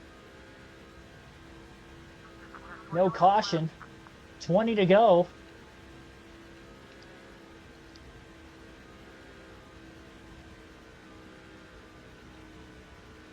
I definitely don't want Stewart to win this. Remember, it's only a 13-point lead between Johnson and Stewart for the championship standings.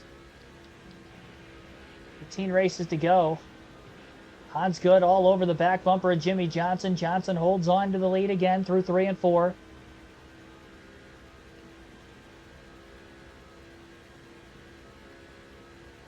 Got around him once on this green flag stint.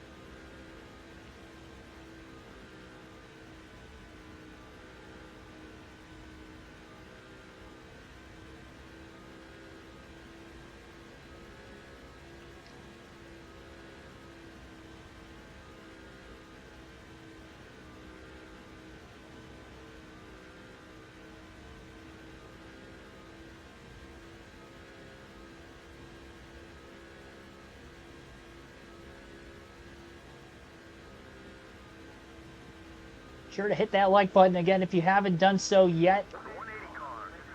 Still waiting out the rain delay for the truck race at North Wilkesboro Speedway, and we've ran almost a full Busch race on NASCAR 07 in that time frame. 4 cautions so far in this race, 3 of which all coming in the final 50 laps.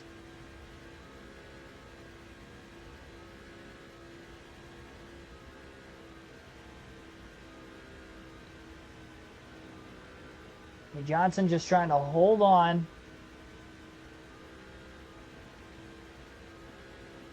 Few hungry drivers looking for the win behind him. Top 3 in the point standings, all in the top 5 here, but importantly, that battle between Johnson and Stewart for the championship. 1st and 4th. And Stewart has not led a lap today by my accounts. He could have led during green flag stops, but I don't think he did. So with 16 to go, we definitely don't want the 33 car leading. And there's a chance that Johnson could lead the most laps in this race. It's going to be very close between him and the 5 of Busch for the most laps led. Haven't gotten any word from our crew chief yet. We're down to 16 to go, 15 this time by, so haven't heard anything on our end yet as to if we will end up getting the most laps led or not.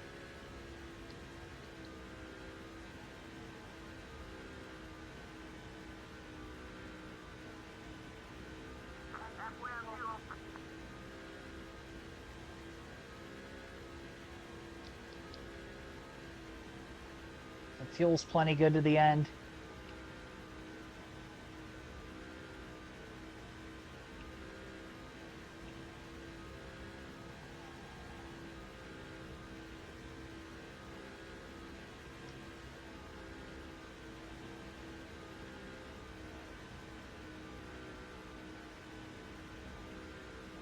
Tell you what, Hans Good and Elliott Sadler have been just crisscrossing each other up over the last several laps per second. It's kind of kept a little bit of pressure off, at least for the 48 of Johnson since then. Tony Stewart's going to get by Elliott Sadler for third. Stewart was as high as second place very early in this race, but could not get by Busch before Johnson eventually got around Stewart for second in the first 30 laps. And Johnson didn't lead until green flag stops the first time at lap 57, coming to lap 58 when Busch pitted in front of him. Stewart going for second underneath Good into turn 3. And we're coming up on 12 to go this time by, but the 180 of Good holds down in front of him. Busch going for fourth on Sadler on the front stretch. He gets shut down on a big block by the 90 of Sadler. Stewart looking high. We're going to try to carry some momentum off the exit of the corner. Good had a really good drive through 1 and 2 that time on the inside. Got right up behind Johnson, but he's going to go wide into turn 3, and Stewart is definitely underneath him now. Oh, Good off the wall off turn 4. Stewart's clear for second. 11 to go. And this is as close as Tony Stewart's been to the lead all day. So he looks for his third win, his second in the last 3 races. If he can go to victory lane here today. Won at Talladega 2 races ago. Looking low, Johnson with a block. Johnson with a very defensive line into 3 and 4. Got to pull a Chastain or a Logano here and just kind of mirror drive to the end at this point. I don't think we're going to be running away with it necessarily. But we've definitely got a car capable of keeping this track position. They're not, like, just way faster than me. Otherwise, they probably would have put a lot more pressure on me than they did. I mean, Good did the first couple laps after the restart when he got around me, but then we got him back and hasn't really been able to get side by side or close to it since. First time Tony Stewart's tried to put a little pressure. Half lane open on the bottom, but not enough room for Stewart to get underneath. 9 laps to go at the line. Tony Stewart going to have a solid points day, but Johnson still looking to have a max points day potentially. And he also doesn't want Stewart to get 5 bonus points for leading a lap. So the battle for the race win is on. The battle for the eventual championship down the road is potentially on right here as well.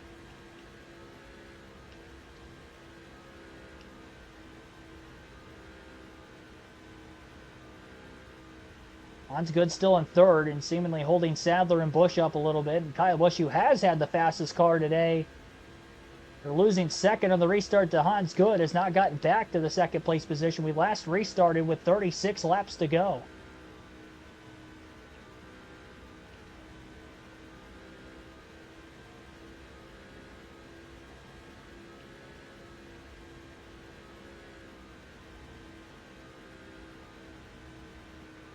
Number 33 has a good run. He's going low.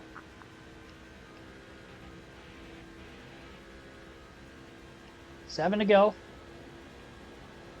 The battle with Johnson and Stewart. I got a good enough handling car too. I'm not getting aero loose with the 33. Even if he hasn't gotten extremely close to me, but there's some tracks where a driver's that close on your back bumper, especially in the back half of a tire stent like this, and still get loose. My car's acting fine right now, so should be good there to the end. 6 to go. I'm just hoping a caution doesn't come out because I don't fire off well on the restarts. Although we're under 10 to go, so if we do get another restart, the lap cars will not be to the inside of the leaders. Per the restart rule procedure back in this age of NASCAR. Johnson trying to go for his 9th win.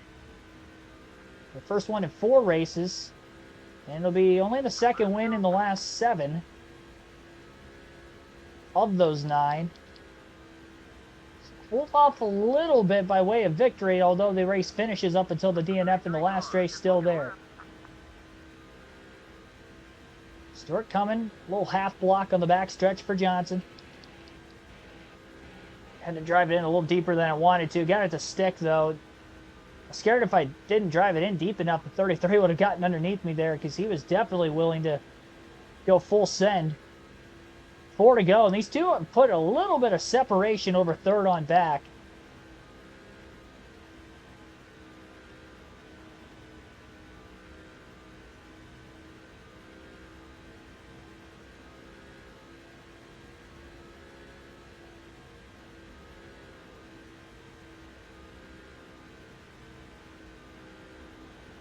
Stewart got really tight off turn 4.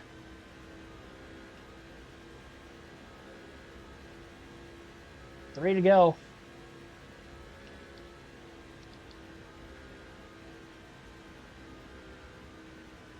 I just don't think Tony's got the car. I think Hans Good and Kyle Busch, certain points of the race, were faster than me, but I don't think Tony Stewart is. I feel more confident of winning this thing with him in second than what I do if, like, Kyle Busch was in second.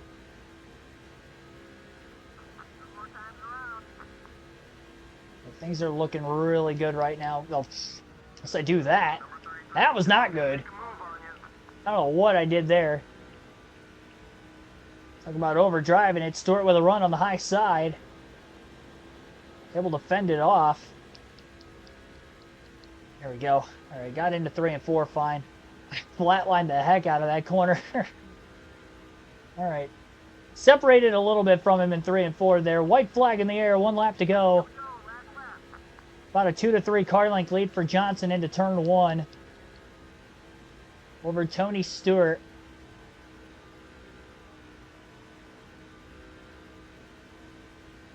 His top 5 really haven't changed positions over the last 10 or so laps. And it looks like off turn 4, they're all going to remain in that same order. Checkered flag waves. Jimmy Johnson wins at Kansas, 9th win of the season for the 48. There we go. Alrighty.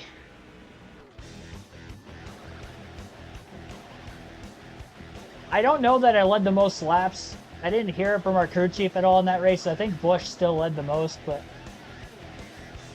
that's alright. We beat Stewart. He finished in second behind us. We came in with just a 13-point lead. We needed it. Tony's just been so red hot. I had a 106-point lead 3 races ago. It's not like I'm finishing bad either. He's just right there. And if I'm, not winning, he's beating me, so. Well, the standings are as close as they are. Take a look at the rest of the finishing results here. 74 laps led for Johnson. Kyle Busch led 80. So, yeah, that was very close. Busch, who had the fastest car, lost track position. And I don't think he ever got back to the lead after the pit stop during the yellow at around lap 80 in this one. So Busch, who qualified on the pole, led the most laps, finishes in 5th. Again, Johnson wins. I guess Tony Stewart did lead 3 laps, so he did get 5 bonus points. I honestly didn't think I don't remember him leading at all. So apparently Tony Stewart led. But I don't remember him leading at all, so that's unfortunate. He did get bonus points. Hans Good led 35 laps. They finished 3rd. Great job by the fantasy driver, nonetheless. For starting 39th. He was rocketing through the field in front of me for a large portion of that first fuel run of the race. Elliott Sadler finished 4th. No laps led for him. I mentioned Busch finishes in 5th. Kyle Busch, that is. Mark Martin, 6th. No laps led for him. Kenny Wallace, 7th. Morgan Irvin, I didn't know his first name, another fantasy driver in the top 10. He finishes 8th. 9th place finish for Martin Truex Jr. He led a few laps on that last restart. And then Ryan Newman, not the last restart, excuse me. It was one of the late restarts. They had Truex led. But Ryan Newman finishing in 10th. Solid day for him. Our teammate, Ryan Vickers, finishes 11th. After being on his side at one point in the race, he still finished. Surprised. see. We had 22 cars finish on the lead lap, 4 cautions, 24 lead changes, and several DNFs. Yeah, it was Reed Sorensen that blew an engine. I was right on that. So Sorensen blew an engine, Paul Menard blew an engine, T. Johnson blew an engine, Jeremy Mayfield blew up. He was having a good day, led a lap during green flag pit stops, but he didn't make it to the finish. Jay Thomas DNF'd. C. Rivers DNF'd. So it looks like we had 5 drivers. Sorry, 6. 6 wait. 1, 2, 3, 4. Yeah, 6 drivers who DNF'd. Margin of victory, 1/10 of a second. 2 hours, 6 minutes, 18 seconds total time of the race. That shows you how long that the truck race has been on a red flag, that we had over a 2-hour full bush race on the channel, and they're still under red. Average speed today of 142.51 miles per hour. Take an updated look at the point standings before I turn this PS2 off.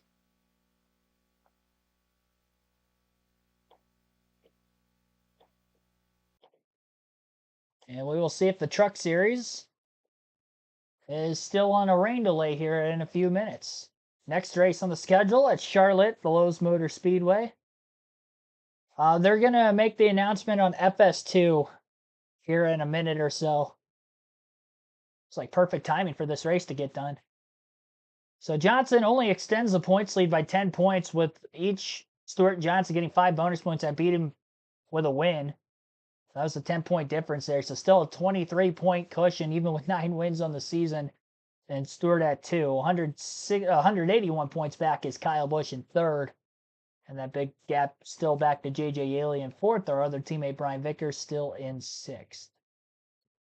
Hope my man the Biff can get back in the top 10 at some point. But yeah, next race is going to be at Charlotte. Not sure exactly when that is going to be, but yeah, next race at Charlotte. As soon as Fox is on the air, I'll let you listen in to that while we still await the resumption of this truck race, or at least any official updates as to when it may get restarted.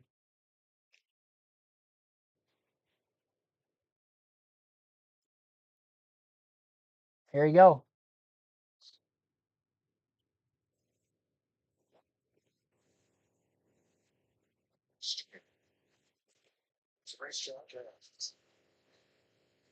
Stars of the past and the present. Welcome to this piece of history that has been reimagined, rebuilt, and now looks like a brand new racetrack. So welcome to the Mechanic Square Pit Crew Challenge. Oh, they're re-airing. No announcement. They're not even live right now. It's a re-air of the qualifying from earlier this morning.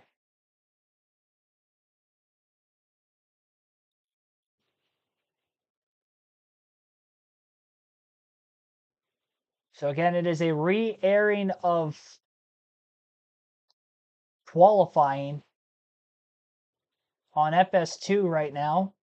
They are not actually live.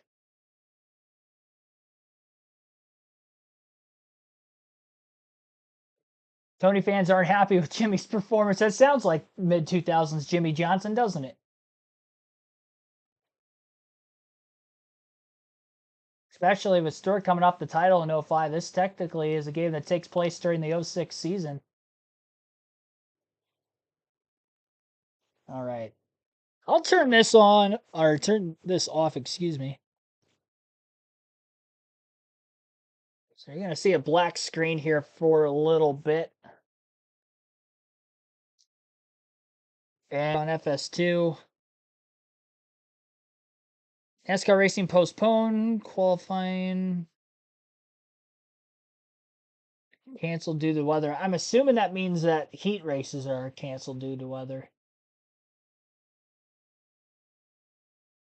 Gonna go on X and see if Bob Pockers has tweeted anything. Weather and schedule permitting. Oh, that's something else. Still raining at the track, some power outs, still waiting for an update. So, yeah, no update yet. Don't resume today. Truck's likely tomorrow to be determined. Truck race continues. It will be on FS2, so there you have it. So if the truck race does continue, it will be on Fox Sports 2 the rest of the way.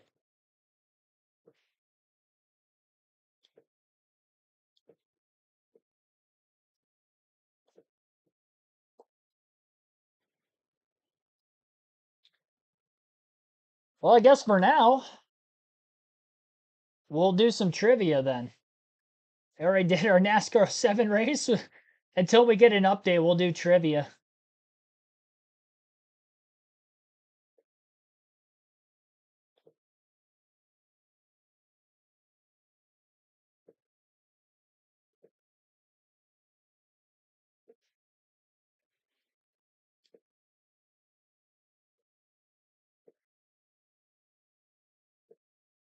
NASCAR trivia.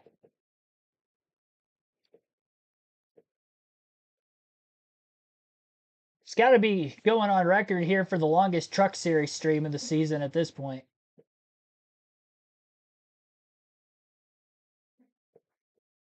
I'm surprised they haven't given any updates and that they're trying to wait this out as long as they have. I still haven't seen any updates for the heat races for tonight yet for the All-Star race.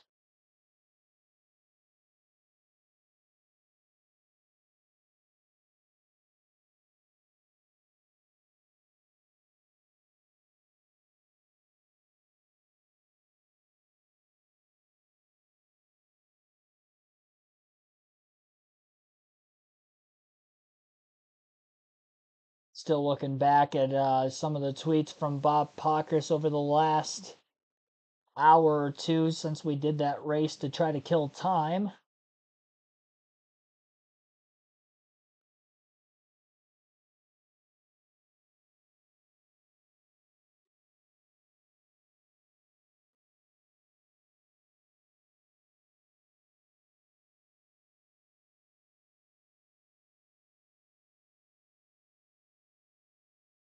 Yeah, I don't see anything too recent here.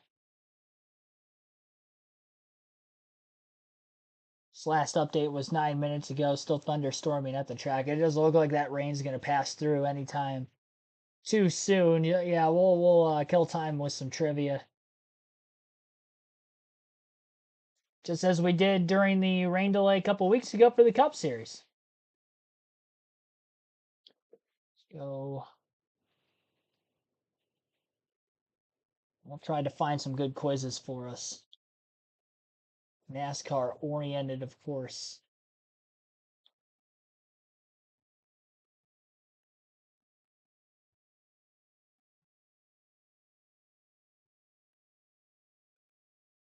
Let's just do Daytona 500 winners. I know this is going to be pretty easy for me.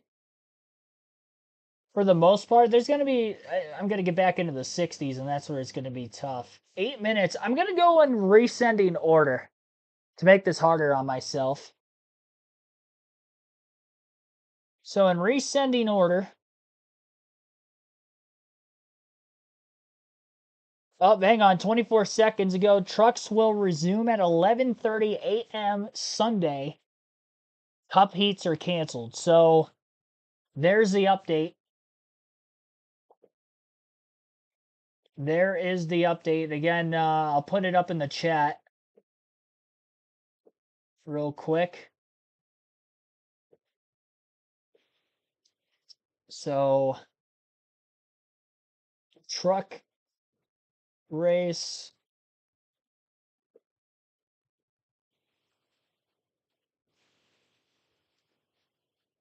will resume at 11:30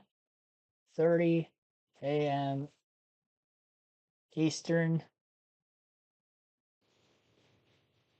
Cup Series heat races have been canceled. So there's an update. I just refreshed it. As of 24 seconds ago, well, prior to me starting to type that, so about a minute ago, Bob Pockers has updated on X that all action today is no longer going to be action today. The rest of the Truck Series race will resume tomorrow morning. Again, 11:30 a.m. tomorrow morning will be the resumption of the Truck Series race, and it will be back on Fox Sports 1. As for the Cup Heat races, those are canceled entirely, which I kind of alluded to earlier that I remember them doing that at Bristol for the dirt race a couple years ago, that they just entirely canceled heat races because of rain. So they will not make those up. So we will have live commentary triple header tomorrow. We will resume the truck race stream. Then we will have the heat open at 5:30 Eastern, and of course the All-Star race at 8. Those will be our start times for tomorrow. Triple header. I was just about ready to do quizzes here. I'll do 2 of them. I'll do 2 quizzes and then we'll call it a stream. Just because I was getting ready to start that. So if anybody was looking forward to it, we'll do 2 quizzes and we'll end the stream. But I have put in the chat already and I'll pin it. The update for the race. You can still vote for who you think will win. That won't close until the end of stage 2. And we will finish the stream up like this then. So 2 quizzes. We'll start off Daytona 500 winner. Got 8 minutes here to try to name as many as we can. I'm going to go in rescending order. I'm going to try to get as much of this as I can by myself.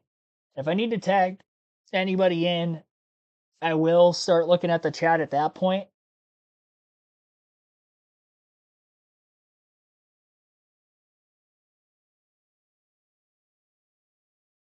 So let me get the chat up on my phone real quick.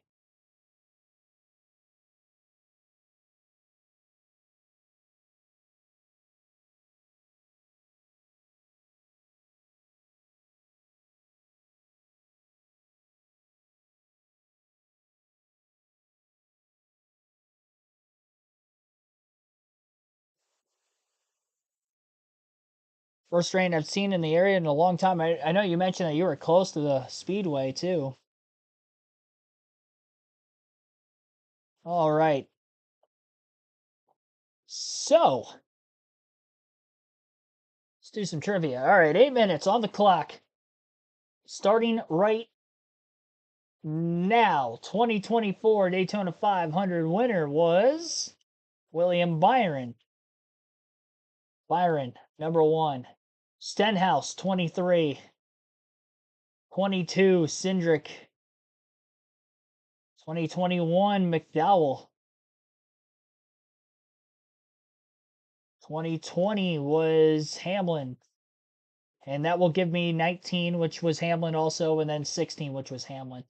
2018 was, I don't know why I'm blanking on this. 2018, I'll get to it eventually. 17 was Kurt Busch. 18, I'm just having a brain fart right now. This is wasting a lot of time. This is sad.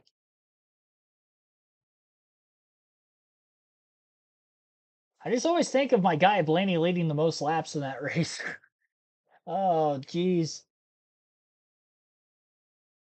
Come on, Keegan. Logano was 15. 18. This is Austin Dillon. Oh, my goodness. That took me a while to get to. Kurt Busch. And then 15 was Logano, like I mentioned.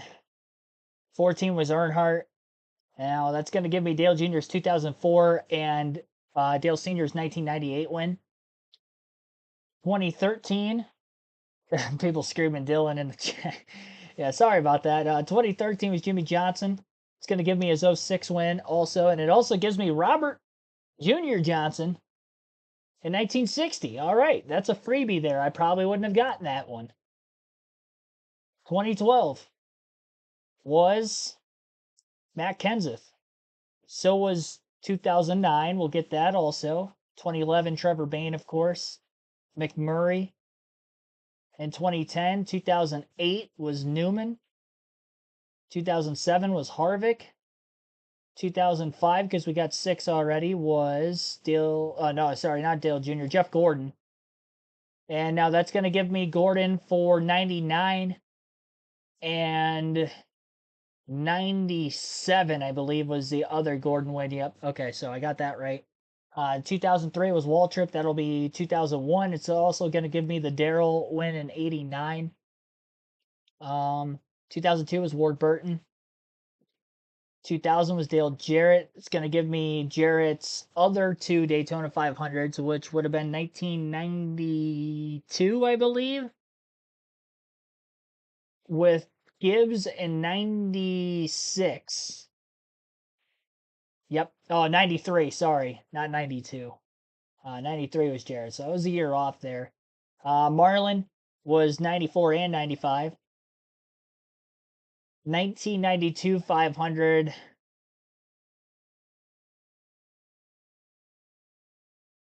That would have been. Is that Davey Allison? I think it was Davey Allison.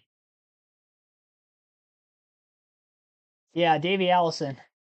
And that gave me Bobby's wins in 78 and 82. Okay, so I got that right. I know Derek Cope was 90. 91. 1991 Daytona 500. I'll get Cope out of there. It was 90.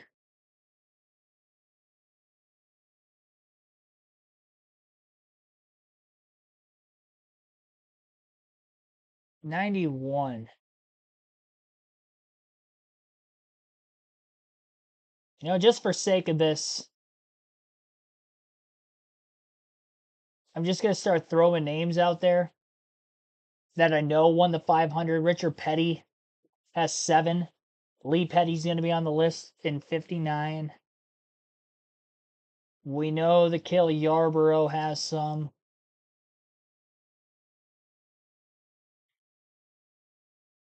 AJ Foyt. Mario Andretti.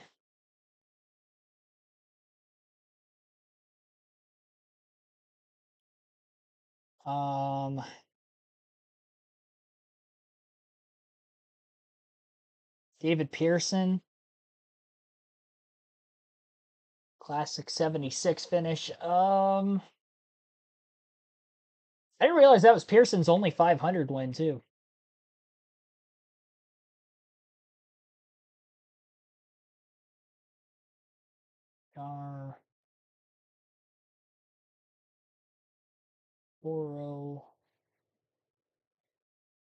Leroy Yarborough. Okay, I thought he might have won one. Leroy Yarborough. Pete Hamilton. Yeah, Pete Hamilton won one. That was 1970.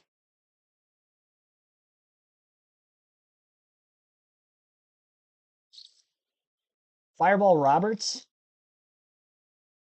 1962. I don't think Smokey Unick won one. No, he did not. Okay. Early 60s. Joe Weatherly. Did not win one. I'm going to pause it real quick just to make sure I'm spelling Joe Weatherly correctly. Joe. What? Okay, so I did. I did spell Weatherly correctly. Pretty sure.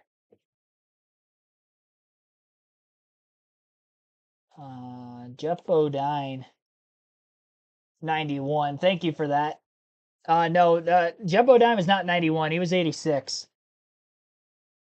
Sorry about that. Fred Lorenzen. Thank you, chat, by the way. Chat helped me with both of those. Junior Johnson at 60. We already got that.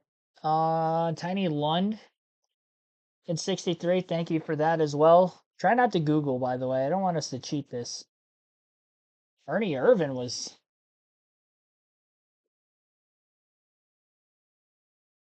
No, it wasn't Ernie Irvan.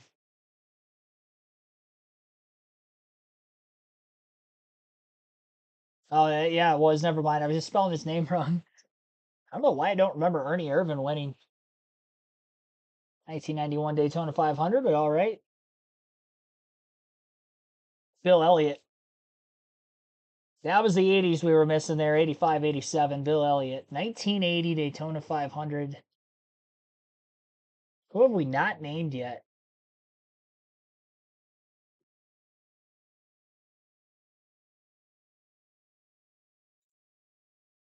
'61, '75. Marvin Panch, somebody said in '61. 75 and 80. Don't Google it, people.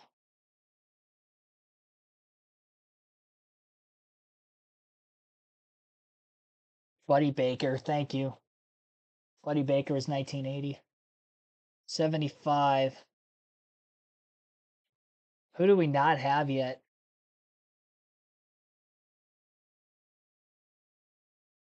That's modern era, too.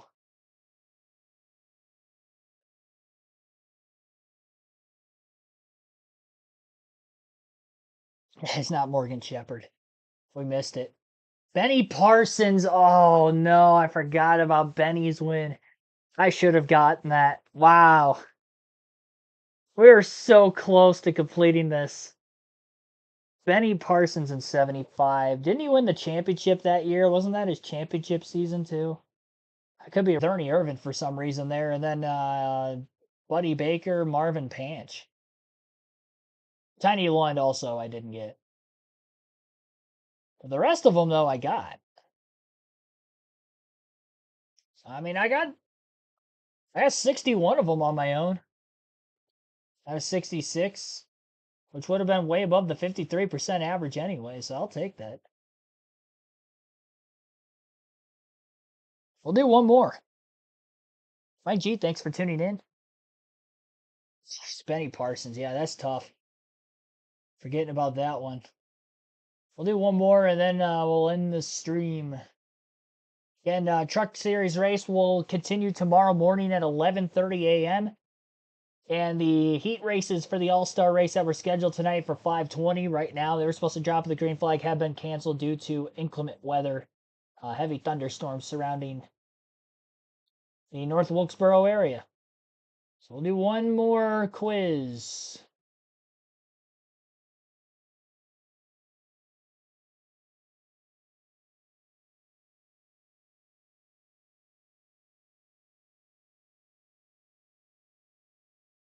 We've already done all-time winners for all three series. We did that the last time.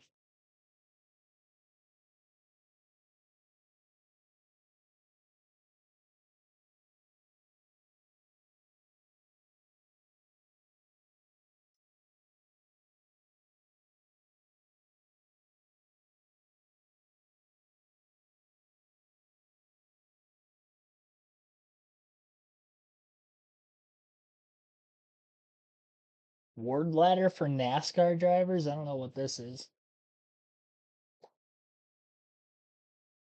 That's only one minute. Nah, I'm not doing that. Winners at Dega looks fun. Yeah, I saw that on there. I think we'll do that.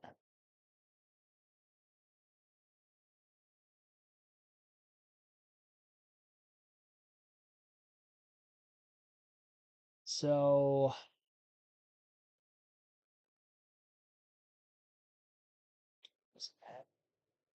I gotta find it again. Oh, dang it. I just saw it. There we go. NASCAR winners Talladega. Hopefully this is up to date too. 109. 10 minutes. So 10 minutes to name all 109 winners at Talladega. It's 109 races, so if they've won multiple races there, I think I got to go in rescinding order again. Or maybe just start like going from the 2000s and then, or 2020s, onward and back. I've been at a few of these races, so helped me in the recent years. 10 minutes. All right. I'll try to go in rescinding order again until I can't get there. I went rescinding order until I got to 91 with the 500 and then skipped Irvin and then I got down to 80 and I couldn't get that. So All right, we'll start off up at the top here. 2023 October. So it's not counting this year's race at Talladega. So last fall would have been Blaney.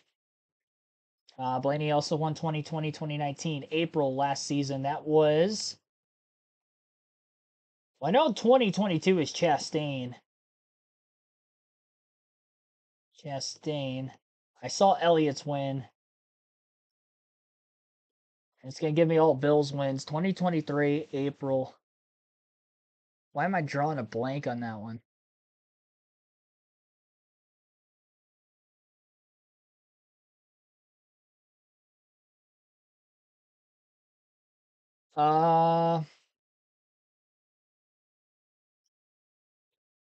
It wasn't Byron. Wow, that's. Yeah, Keselowski, I mean, that was 21 spring race.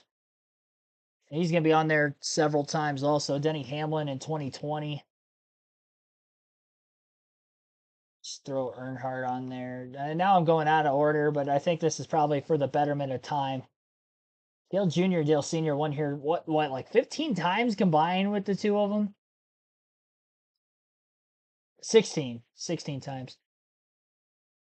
October 2021. That was.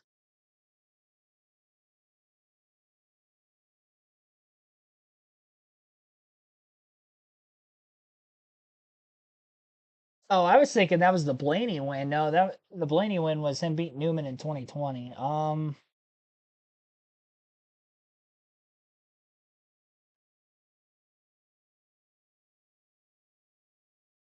or sorry, no, that was 2019. Not 2021.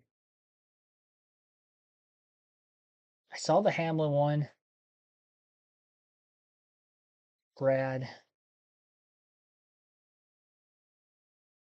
Oh, Kyle Busch. Yeah, so thank you for that. I was at that race. And I still forgot Kyle Busch won. Yeah, because Wallace and Blaney wrecked last lap. That's right. Wow, I can't believe that. I was at that race and I still forgot. And Johnson's going to be on here a couple times. I know Jeff Burton. Oh, no, my bad. Boyer won that race, not Burton. I was thinking of that photo finish in I think it was the 2010 race. But Boyer also won in 2011. Harvick. McMurray is going to be on here. David Reagan's going to be on here. Kenseth. Stewart. Stenhouse.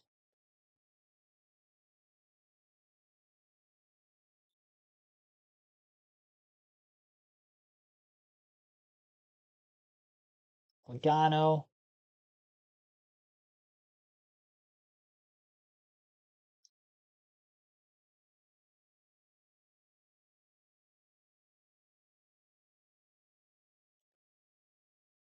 Jimmy Spencer, I know, is on the list. A random one. Forgot about Ernie Irvin the last time, so I won't forget him this time.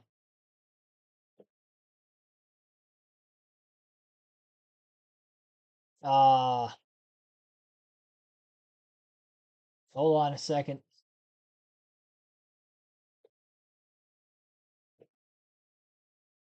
We might have to restart.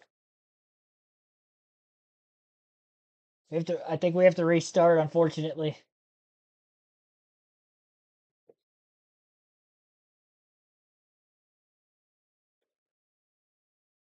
Page timed out. I was wondering why it wasn't doing anything.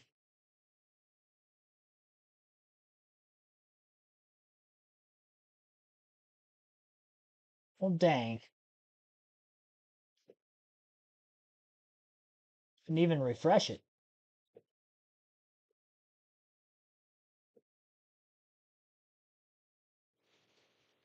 We'll try it again. I'll go with all the names that we just had on there first.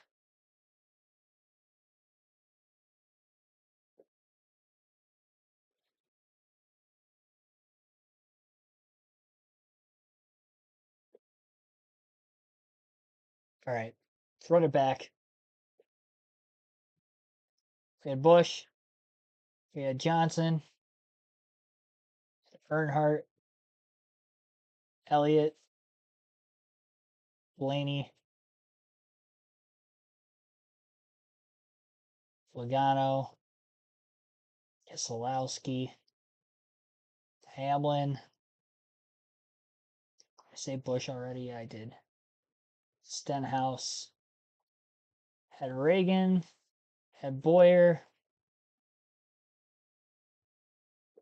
I did the same thing again.